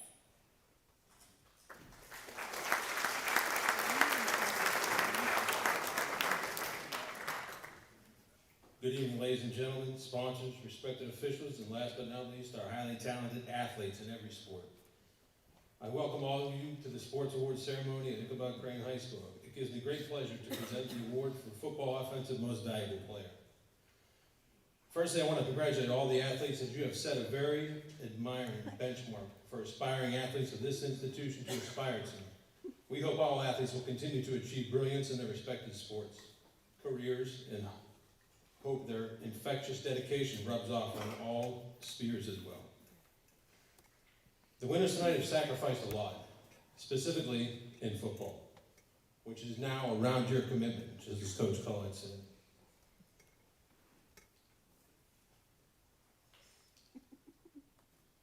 This individual has exemplified courage, toughness, and his will to make himself and his teammates better every day. I remember my first year coaching the modified team here at Ichabod Crane and looked at the student athletes on our team and thought, what a great group of young men and women. We are going to do something special with these. That year we achieved a 6-1 record, only losing to Voorheesville in a monsoon. Remember that? I specifically remember one young man who gave everything he had, laid it all on the field, and was visibly upset for not winning that game to preserve an undefeated season. Fast forward to the 2021 season, in which a record of 5-4 was the most wins in football school history. This record was achieved by individuals' determination, toughness, and will to succeed on the football field. The award for Offensive MVP exemplifies this player's uncanny determination to find the end zone and fight for every yard. This individual's leadership resulted in our program scoring 197 points and an average of 24.6 points per game. His smooth feet, soft hands, and always moving forward made him an outstanding runner and receiver in the football program. And as I always have specified to my runners and receivers, run to the green grass. 2021 was a great success, but I look forward to the 2022 season, in which this individual and team will accomplish. I wholeheartedly believe they will succeed and will continue the great success and achieve playoff expectations this year. Specifically, this individual has every asset of achieving greatness and playing football at the next level. That's my opinion, but I believe he will. Finally, I would like to present the Offensive Player of the Year award in football to a great athlete, a great student, and an honor to call him my friend. Number 2, Austin Race.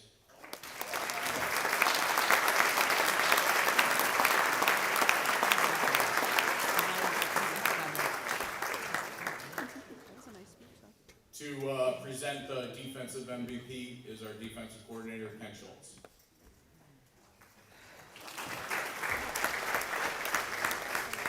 Thank you.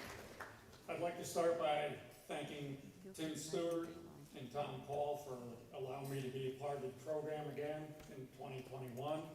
Looking forward to it again in 2022.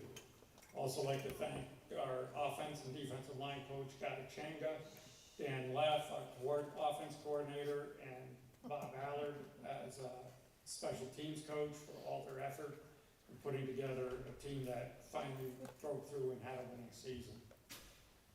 I'd also like to congratulate and thank Coach Ferguson and your staff for bringing the Class B boys basketball championship to Ichabod Crane. It's a tremendous accomplishment to all of you, and congratulations. On the defensive side of the ball this year, we achieved the goal that I've tried to get to for the last 6 seasons, and that is every year, I should preface it, every year Coach Call would say to me, what's your goal for the defense? And as we went through the goals for the defense, one of them was to hold the opponent to under 21 points, with 3 touchdowns. I felt if we could do that, our offense would keep us competitive, and we would win some ball games. This year, the defense held 3 teams scoreless. We held them to an average of just under 18 points a game, and the team worked extremely hard to get there. I couldn't be more proud of our defensive line, our linebackers and defensive backs for listening to the instructions that the coaching staff gave them and to executing them during the ball game. So to pick a defensive player of the year was a difficult choice, but as I went through, looked back through the game film, looked at statistics, the player that I'm going to give the award to is a 3-year starter on varsity. He was one of the team leaders in the 3 categories that I look at most, which is tackles for loss, and sacks of quarterbacks. He was an inside linebacker, outside linebacker. I was able to move him around seamlessly, which is a difficult thing to do. Even though it's a linebacker position, it's 2 totally different responsibilities, but he took them and handled them very well. He was named first team linebacker for the Class C South Division 2 years in a row. He worked hard to get that honor. So I'd like to present the award for Defensive MVP to Joe Penzaville.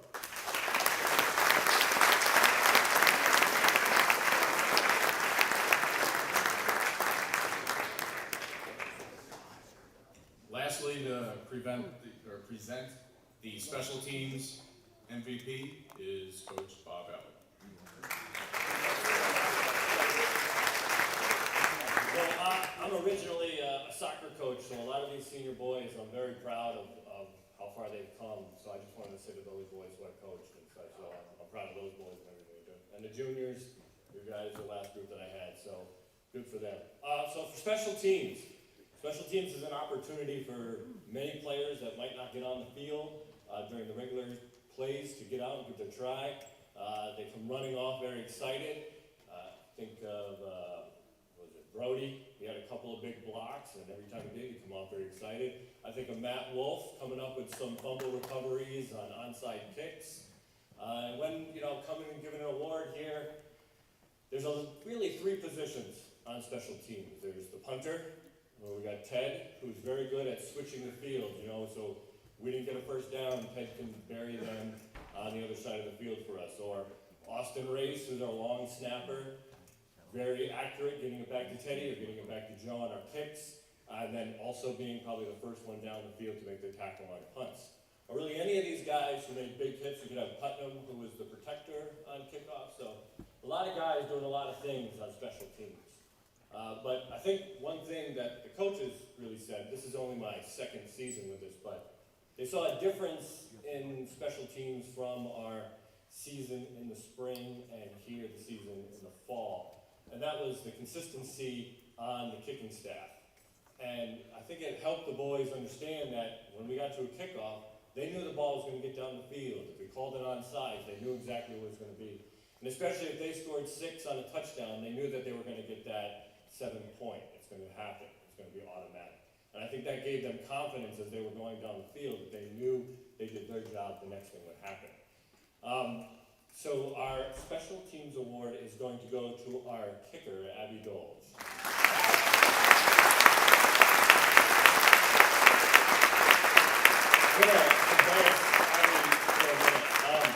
If you saw the interview that Abby did on the news in the spring, one of the last things that she said is, they asked her, what's your goal? What's your goal for this? And she said, was to inspire young women.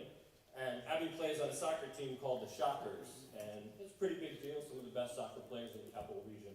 And at the end of their games, they invite all the young girls who are there in uniform watching to come onto the field and get autographs. So her mother posted a couple pictures from their first home game, and it was really great to see Abby doing what she wanted to do. And she's also an inspiration for my young daughter, who's now going to play soccer because of Abby. So it's our Special Teams MVP.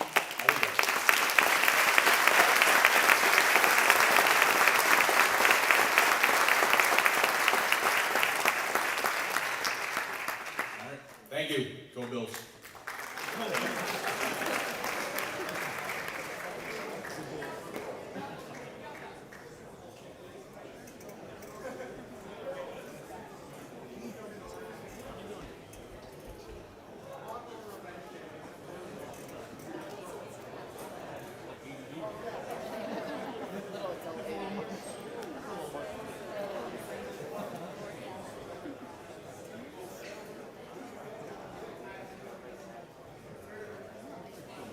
Okay, congrats to Coach Call and the football team on a great season.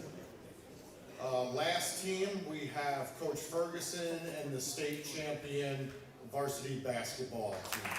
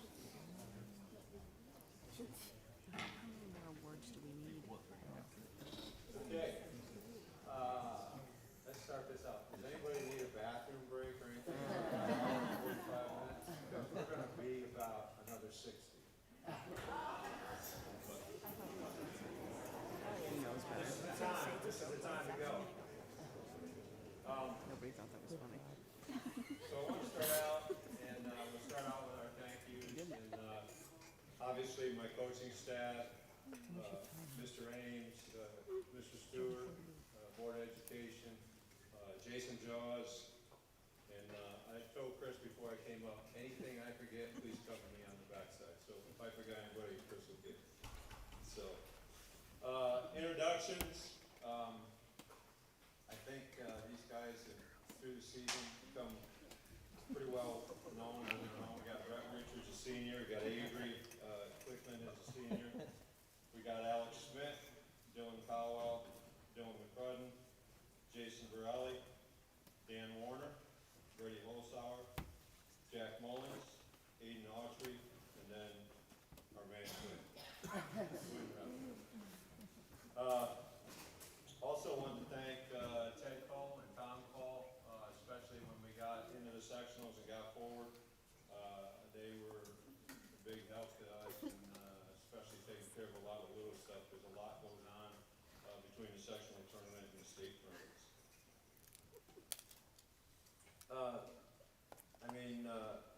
This is a thing, to me it's about a journey. I appreciate the award, but the journey, then we can reflect on all the things that happened pretty much when everybody got back from COVID, and how different things fell into place, dominoes fell. We weren't the number 1, 2, or 3 ranked team. So things had to fall for you, but you had to take advantage of those things when they did fall. It's a lifetime thing, it's a reunion thing. Our baseball team that won, and I don't remember what years, in the 90s when they won the state title. They're still doing the 10-year reunions, the 15-year reunions, so it's going to be great coming back and seeing these guys, especially when they get older and they got families and everything else. It'll be pretty cool. So, we were on a pretty incredible journey. Once we won the title, we have been on tour for probably 2 or 3 months.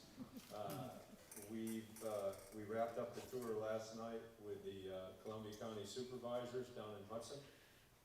We were honored by the village, the town, the county, the New York State Assembly. I'm also going to pass this along to the boys to look at. We just recently received this from I guess it used to be Congressman Delgado, but he's changed jobs now. So we also have this from the House of Representatives, and I'll pass this along, and you guys can take a look while we're talking. So that's a great thing. I want to thank the school board, Channel 13, the Elks, on and on. It's just crazy. It's just awesome.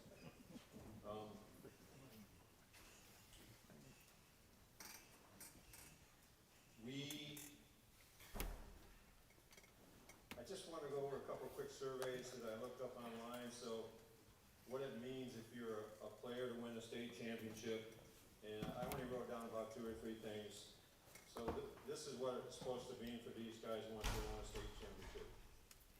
Your mom will clean your room until you're 30. Your dad will mow the lawn. You no longer have to mow lawn. You can sleep in as long as you want, anytime you want. And last but not least, you have a permanent allowance until you're 30. So, the other thing I wanted to just, if you Google this and you look out there, it says, so what does it take to win a state championship? There was 33 coaches that voted. The number 1 thing was talent, and obviously we had that. Chemistry and cohesion was number 2. Toughness, unselfishness, continuity, leadership, commitment, details and preparation, work ethic, and defense. And I think this team had all of those. Let's take a quick look. At some of the things that were accomplished. And I'll just start with a section. We finished 21-7. As most people know, we didn't get off to a good start. We had a lot of COVID issues. I think at the Maple Hill tournament, we only had 6 players at that time. But we just kept plugging along. The Section 2 Class B champions, we won that. And out of that, Brett Richards was named the Section 2 class MVP. And then Dan Warner was voted to the Section 2 tournament team. We went on to the regionals and did very well there. You know, a relatively easy game for us up in Plattsburgh. I thought it was a little weird when the coach, before the game started, and he said, you know, take it easy on us, and I'm like, what are you talking about? So, we went in there and just destroyed them, and it was awesome, and got us back to the championship. So, the Class B, New York State Class B champions, obviously, and we had a bunch of players get awards. Brett Richards, again, was the tournament MVP. Alex Schmidt was on the Class B tournament team. Avery won the New York State Sportsmanship Award, and that was for the Allegheny game. And then Jack won the Sportsmanship Award for the finals game. So if we could, I'd like to give those guys.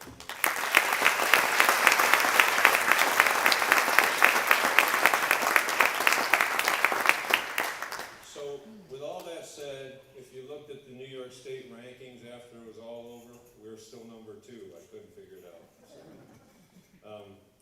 We did, oh, by the way, we did win 3rd place in the Maple Hill tournament, so I thought that actually is worth mentioning, because when you only have 6 players on your team, and you have some other people that aren't feeling well, and you're trying to get the job done, I thought it was still great. And then the dam was named to the tournament team there at Maple Hill as well.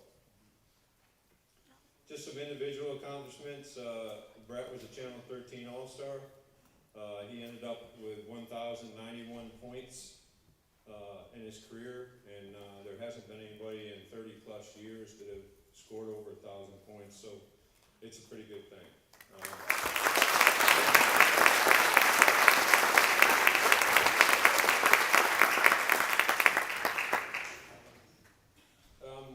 New York State All-Stars, Brett Richards is 2nd team, and then Alex was on the 16th team. And if you look at the number of players in New York State, and you see how many good players they are, you know, for these 2 guys to get on that team, it's just outstanding. Times Union Small School All-Stars, Brett Richards 1st team, Alex Schmidt 2nd team. Daily Gazette All-Area Boys team, Brett Richards was on the 2nd team. The Colonial Conference All-Stars, Brett Richards and Alex Schmidt were both selected to the 1st team. And then Exceptional Seniors, Brett was voted to the Exceptional Seniors team. Lastly, the thing too is that Scholar Athlete this year didn't have a sponsor. So right until the end, there wasn't really going to be a Scholar Athlete Award. Thank God someone came through with about 3 days to spare.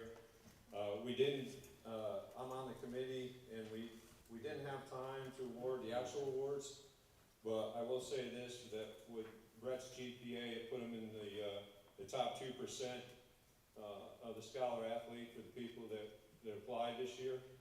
And in my opinion, Brett would have won the Colonial Conference Scholar Athlete. So, Brett, if you would.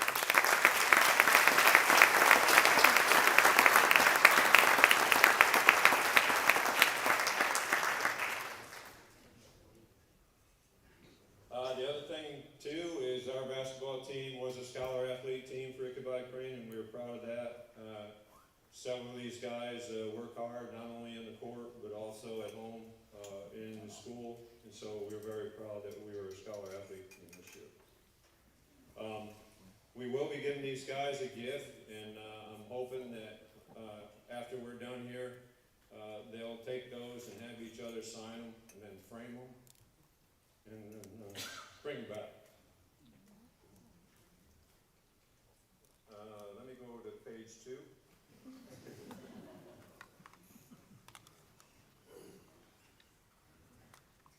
Just want to make sure that I got everybody here. Yep, So I'm all set, and from this point, I'm gonna turn it over to Chris, and he's gonna talk about our awards presentation and the artwork.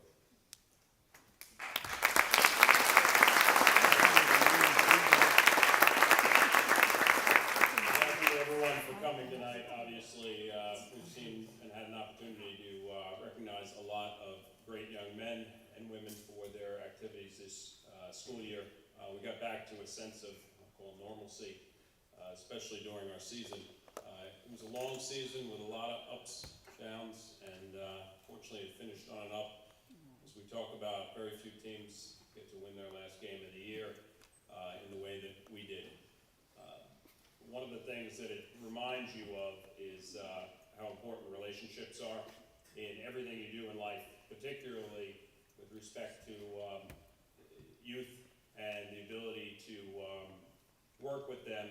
And I know as coaches, we're absolutely honored to work with this group of young men. It was a special year. People say to me, how is it different from every year? And I say every year is good. They're different, people we're working with, but this is memorable, this is special, and this will be a group that obviously holds a very special place in our heart. As individuals, each of them had we had individual relationships, different stories that we shared with each of them. And the first award we have is the Tim Cahill Sportsmanship Award. And that award goes to a player that understands an understanding of and commitment to fair, ethical behavior, fair play, integrity, general goodwill towards opponents. It's an affirmation that an athlete is disciplined enough to have perspective, to maintain poise and do what is best for his or her teammates. Sportsmanship shows the will as an athlete to treat the sport, the players, parents, coaches, and officials with great respect.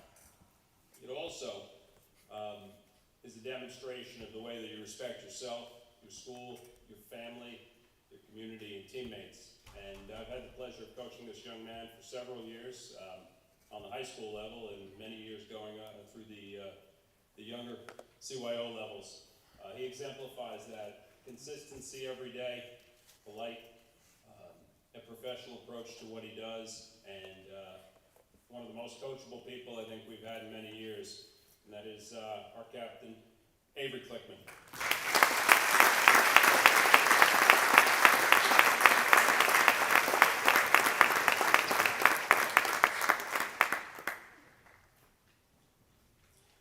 The Jerry B. Gould Award is for our most improved player, and that award goes to a player that has made the most strides in development of his game during the off-season, during the year to make an impact on his game, with his teammates and the season. This player comes to practice each day, works hard, never had excuses, and was an excellent example of a student athlete. This player worked his way through an injury to improve his game, to excel the past season, and I have to share a quick anecdote. In order to improve and to be a most improved, I think, in any sport, you have to have faith in yourself. And on this level, sometimes we as coaches and parents maybe don't necessarily get to see some of the things, but I can tell you this player at one point during the year, after coming off an injury and having a season delayed, having not played last year, sat down and we were talking before one of the games, and he said to me, when we talked about playing defense and being able to play against quicker guys, he said, I can do it. I can defend. Just trust me. As I get healthy, I'm going to get quicker. And, he said, trust me. And we did just that. And we trusted him. And that trust in this individual led to him guarding the most athletic player on the other team in the sectional final and the biggest player on the other team in the state final. I was extremely proud of what he accomplished this year, and that is Dan Warner.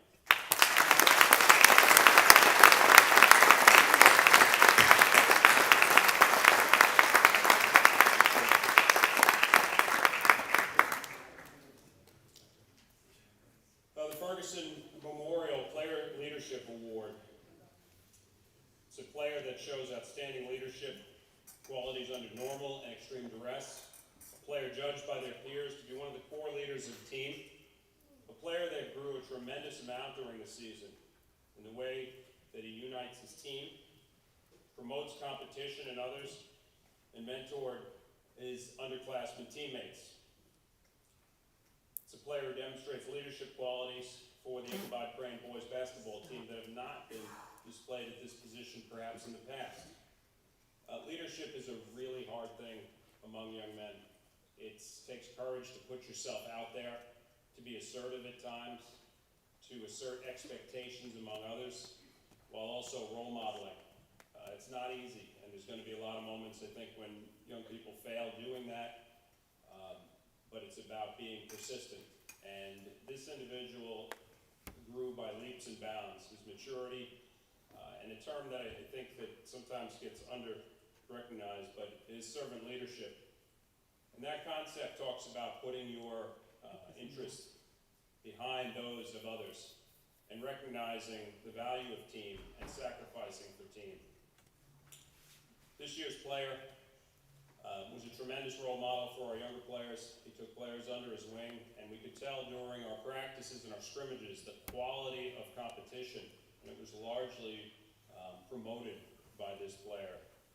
He competed in our state final with a wrist injury, and some of the moments that were shared and observed were truly powerful moments.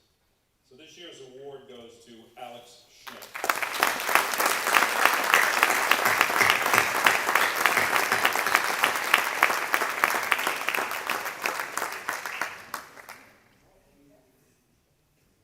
And the last award is our Gordon Van Buren, which has been donated by Winding Brook, the Most Valuable Player Award. This is a player who demonstrated sportsmanship, character, desire, determination, and while leading his team off and on the court. A player who's been judged by his peers to be the leader of the team, an honor achieved by an athlete who has contributed the most to the ICC basketball program, and without his presence, the team, the entire athletic program may have not attained some of its recognition this year. This player is exemplified as not only an outstanding athlete, but an outstanding high school student. Humble is hard when success comes, and it brings challenges that I think young people don't even understand. Things with, obviously, social media these days, with the press, with opportunities that came through what this team experienced this year. But this player came to practice each day and legitimately improved as an individual player and as a person. It wasn't just about points, it wasn't just about rebounds, it was about role modeling and demonstrating what an expectation is when you are not only seen as the best player in the team and sometimes in the conference, and then on, realizing more and more success. But he brought a mature and professional approach to every day and an expectation for the people around him. I was impressed to hear Coach Yates' comments, because as I sat and listened to her speak about what her observations were, they were very much the same observations I had. And this year's winner of the Gordon Van Buren Most Valuable Player Award is Brett Richards.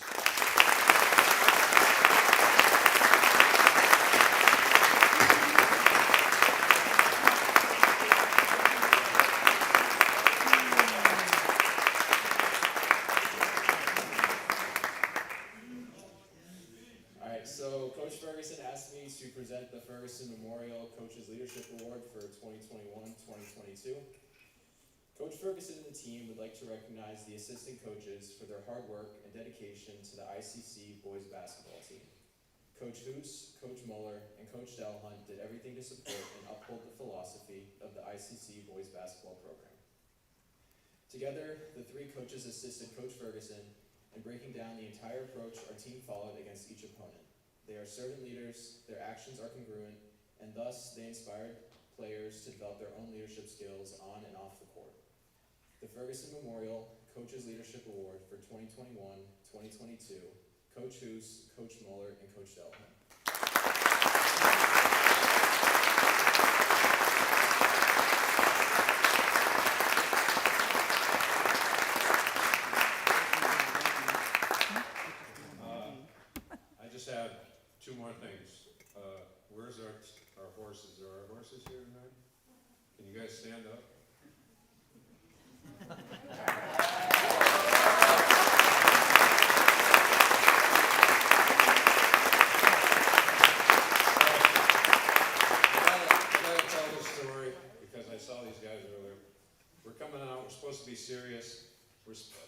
supposed to be paying attention and focused. I look up, I see those damn signs. Your 8th grader drove the bus. Playing Catholic Central. Jesus loves us for free. They were great, and I want to thank you guys. Go Tracy, go Phil softball.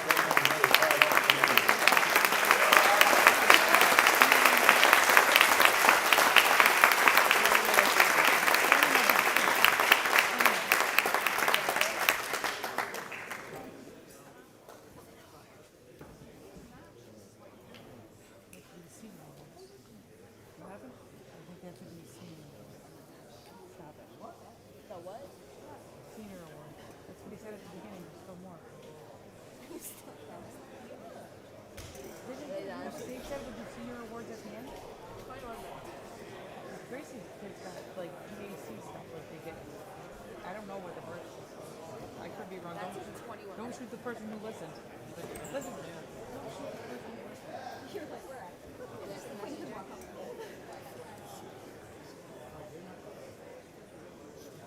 All right, thank you, Coach Ferguson and staff, and congratulations again to the state champion boys basketball team.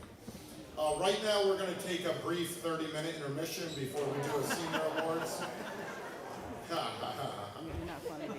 No, I'm just kidding. They've killed me. Hey, one of the basketball coaches, do you have my speech that was on the table? I'm going to need that.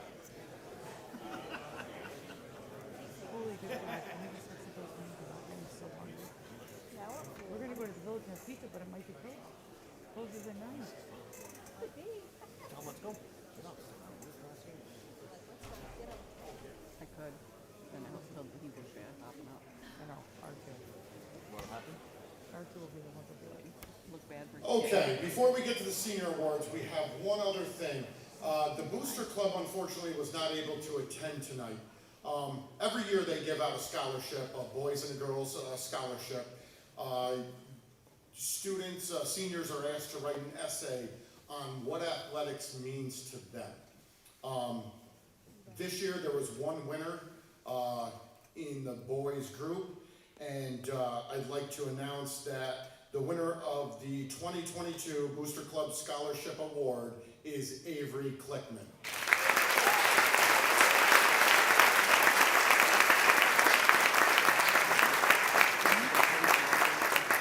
Congratulations, Avery.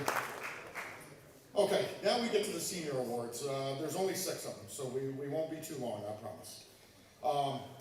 The first one is the Ferguson Memorial Award, donated by Coach Ferguson. This award goes to someone that has overcome adversity in their life, whether it be in school, at home, or on the playing field. This student athlete had to deal with adversity at a young age. He has made great strides in becoming a phenomenal teammate who is always willing to help in a positive way, whether it's giving rides home or working in the weight room to help others get better. He was a constant participant in the off-season and is always looking to improve himself. This year's winner of the Ferguson Memorial Award is Thomas Cooper.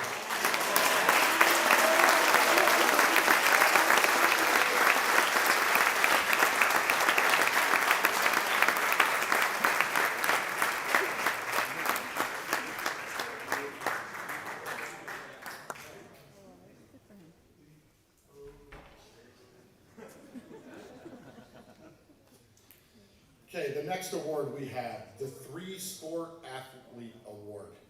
This is given to a student athlete who participated in all 3 athletic seasons. This athlete has been a member of the golf team, the varsity volleyball team, and the varsity baseball team.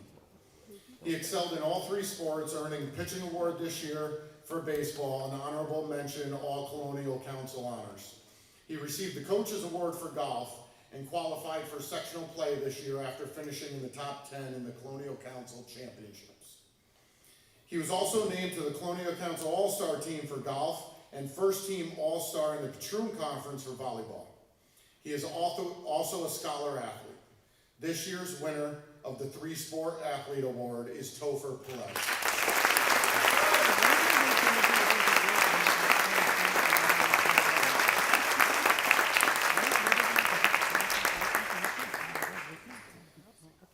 Outstanding Sportsmanship. This award goes to a student athlete who has demonstrated great sportsmanship over the course of his high school career. This student athlete is incredibly hardworking, dedicated athlete. He leads the way on the cross country and track teams in how he interacts with his teammates and opponents. As a team captain, you'll always find him rooting on his teammates, cheering for them whether they're in one of the relay season or if they're running solo. He's always there at the end of the race to extend a hand to his opponents and keep things positive, even after he lets out a booming "let's go" after he finishes his own race. The same extends to Ian off the track. He is a supportive classmate and a fan when it becomes the rest of the ICC community. The winner of the Outstanding Sportsmanship Award is Ian Wall.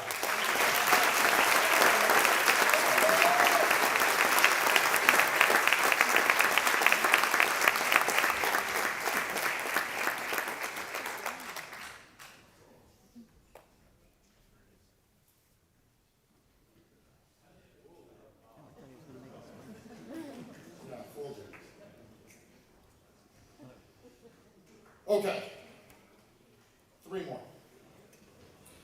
Outstanding athlete. This award goes to a student athlete who has demonstrated outstanding athletic ability in their sport or sports.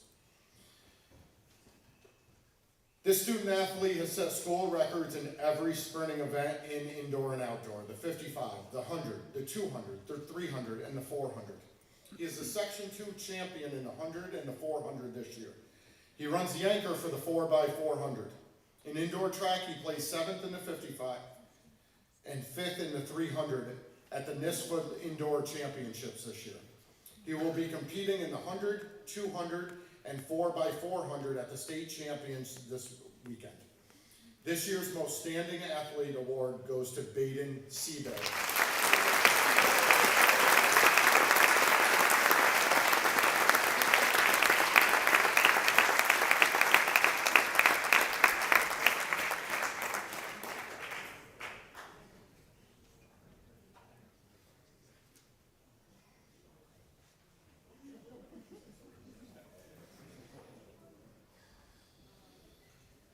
Okay, the last student award. This is the Mr. Ichabod Award. This award goes to the senior that demonstrates outstanding athletic ability, outstanding ability in the classroom, and is also a role model not only in school but also in the community. This student is the epitome for a student athlete, and from the athletic perspective, he is exactly the kind of athlete that coaches want. He sees the value in cross-training and that playing in multiple sports will pay dividends to the other. Tennis was not his primary sport, but when he was in season, he zoned in on the task at hand. He was not a year-round tennis player in the sense that he was a year-round basketball player, which makes his growth over the course of the 6 years on the tennis team an unbelievable accomplishment, and an indicator of his ability to maximize his time on the practice court.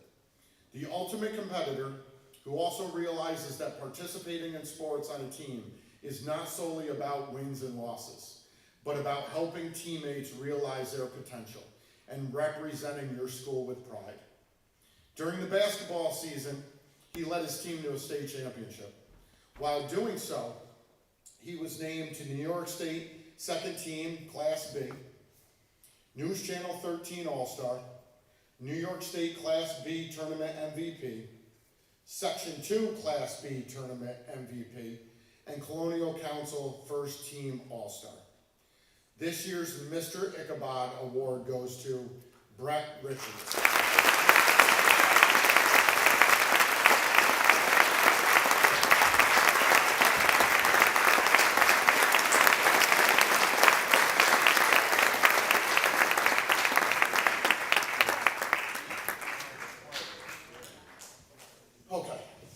This next award is a special award, and just because I get to pick somebody outside of school in the community, and you know, this name came up right away when I thought about it this year. The final award we are giving here tonight is the E. Gordon Van Buren Service Award. This award goes to someone in the community that has dedicated great time and efforts to Ichabod Crane athletics. Sadly, Ed Johnston passed away on March 1st this year. He was our #1 fan of all sports, especially basketball, soccer, and softball. Ed was a 1958 graduate of Ichabod Crane High School, where he was a standout athlete on our baseball, basketball, soccer, and track and field teams. He was also an Army veteran. I am positive that he was looking down on our boys basketball team as they made their run to the state championship, and will be watching over the girls softball team as they compete in the state championships, as well as the boys when they compete in the state championships this weekend. Ed will truly be missed by our Ichabod Crane family. Accepting the award tonight on the behalf of Ed Johnston is his daughter Tamara and his son Randy.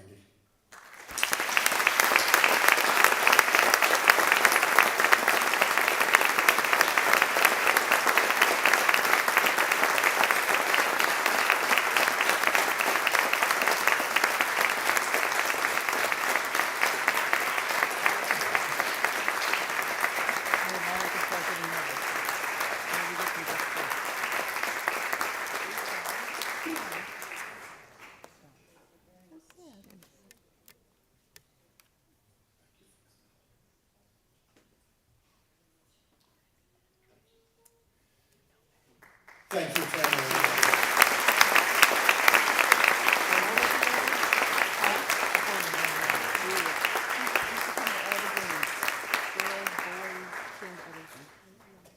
This concludes the 2022 Varsity Club Award Ceremony.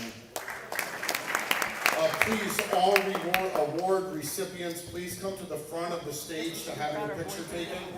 I appreciate you all coming, and have a good night.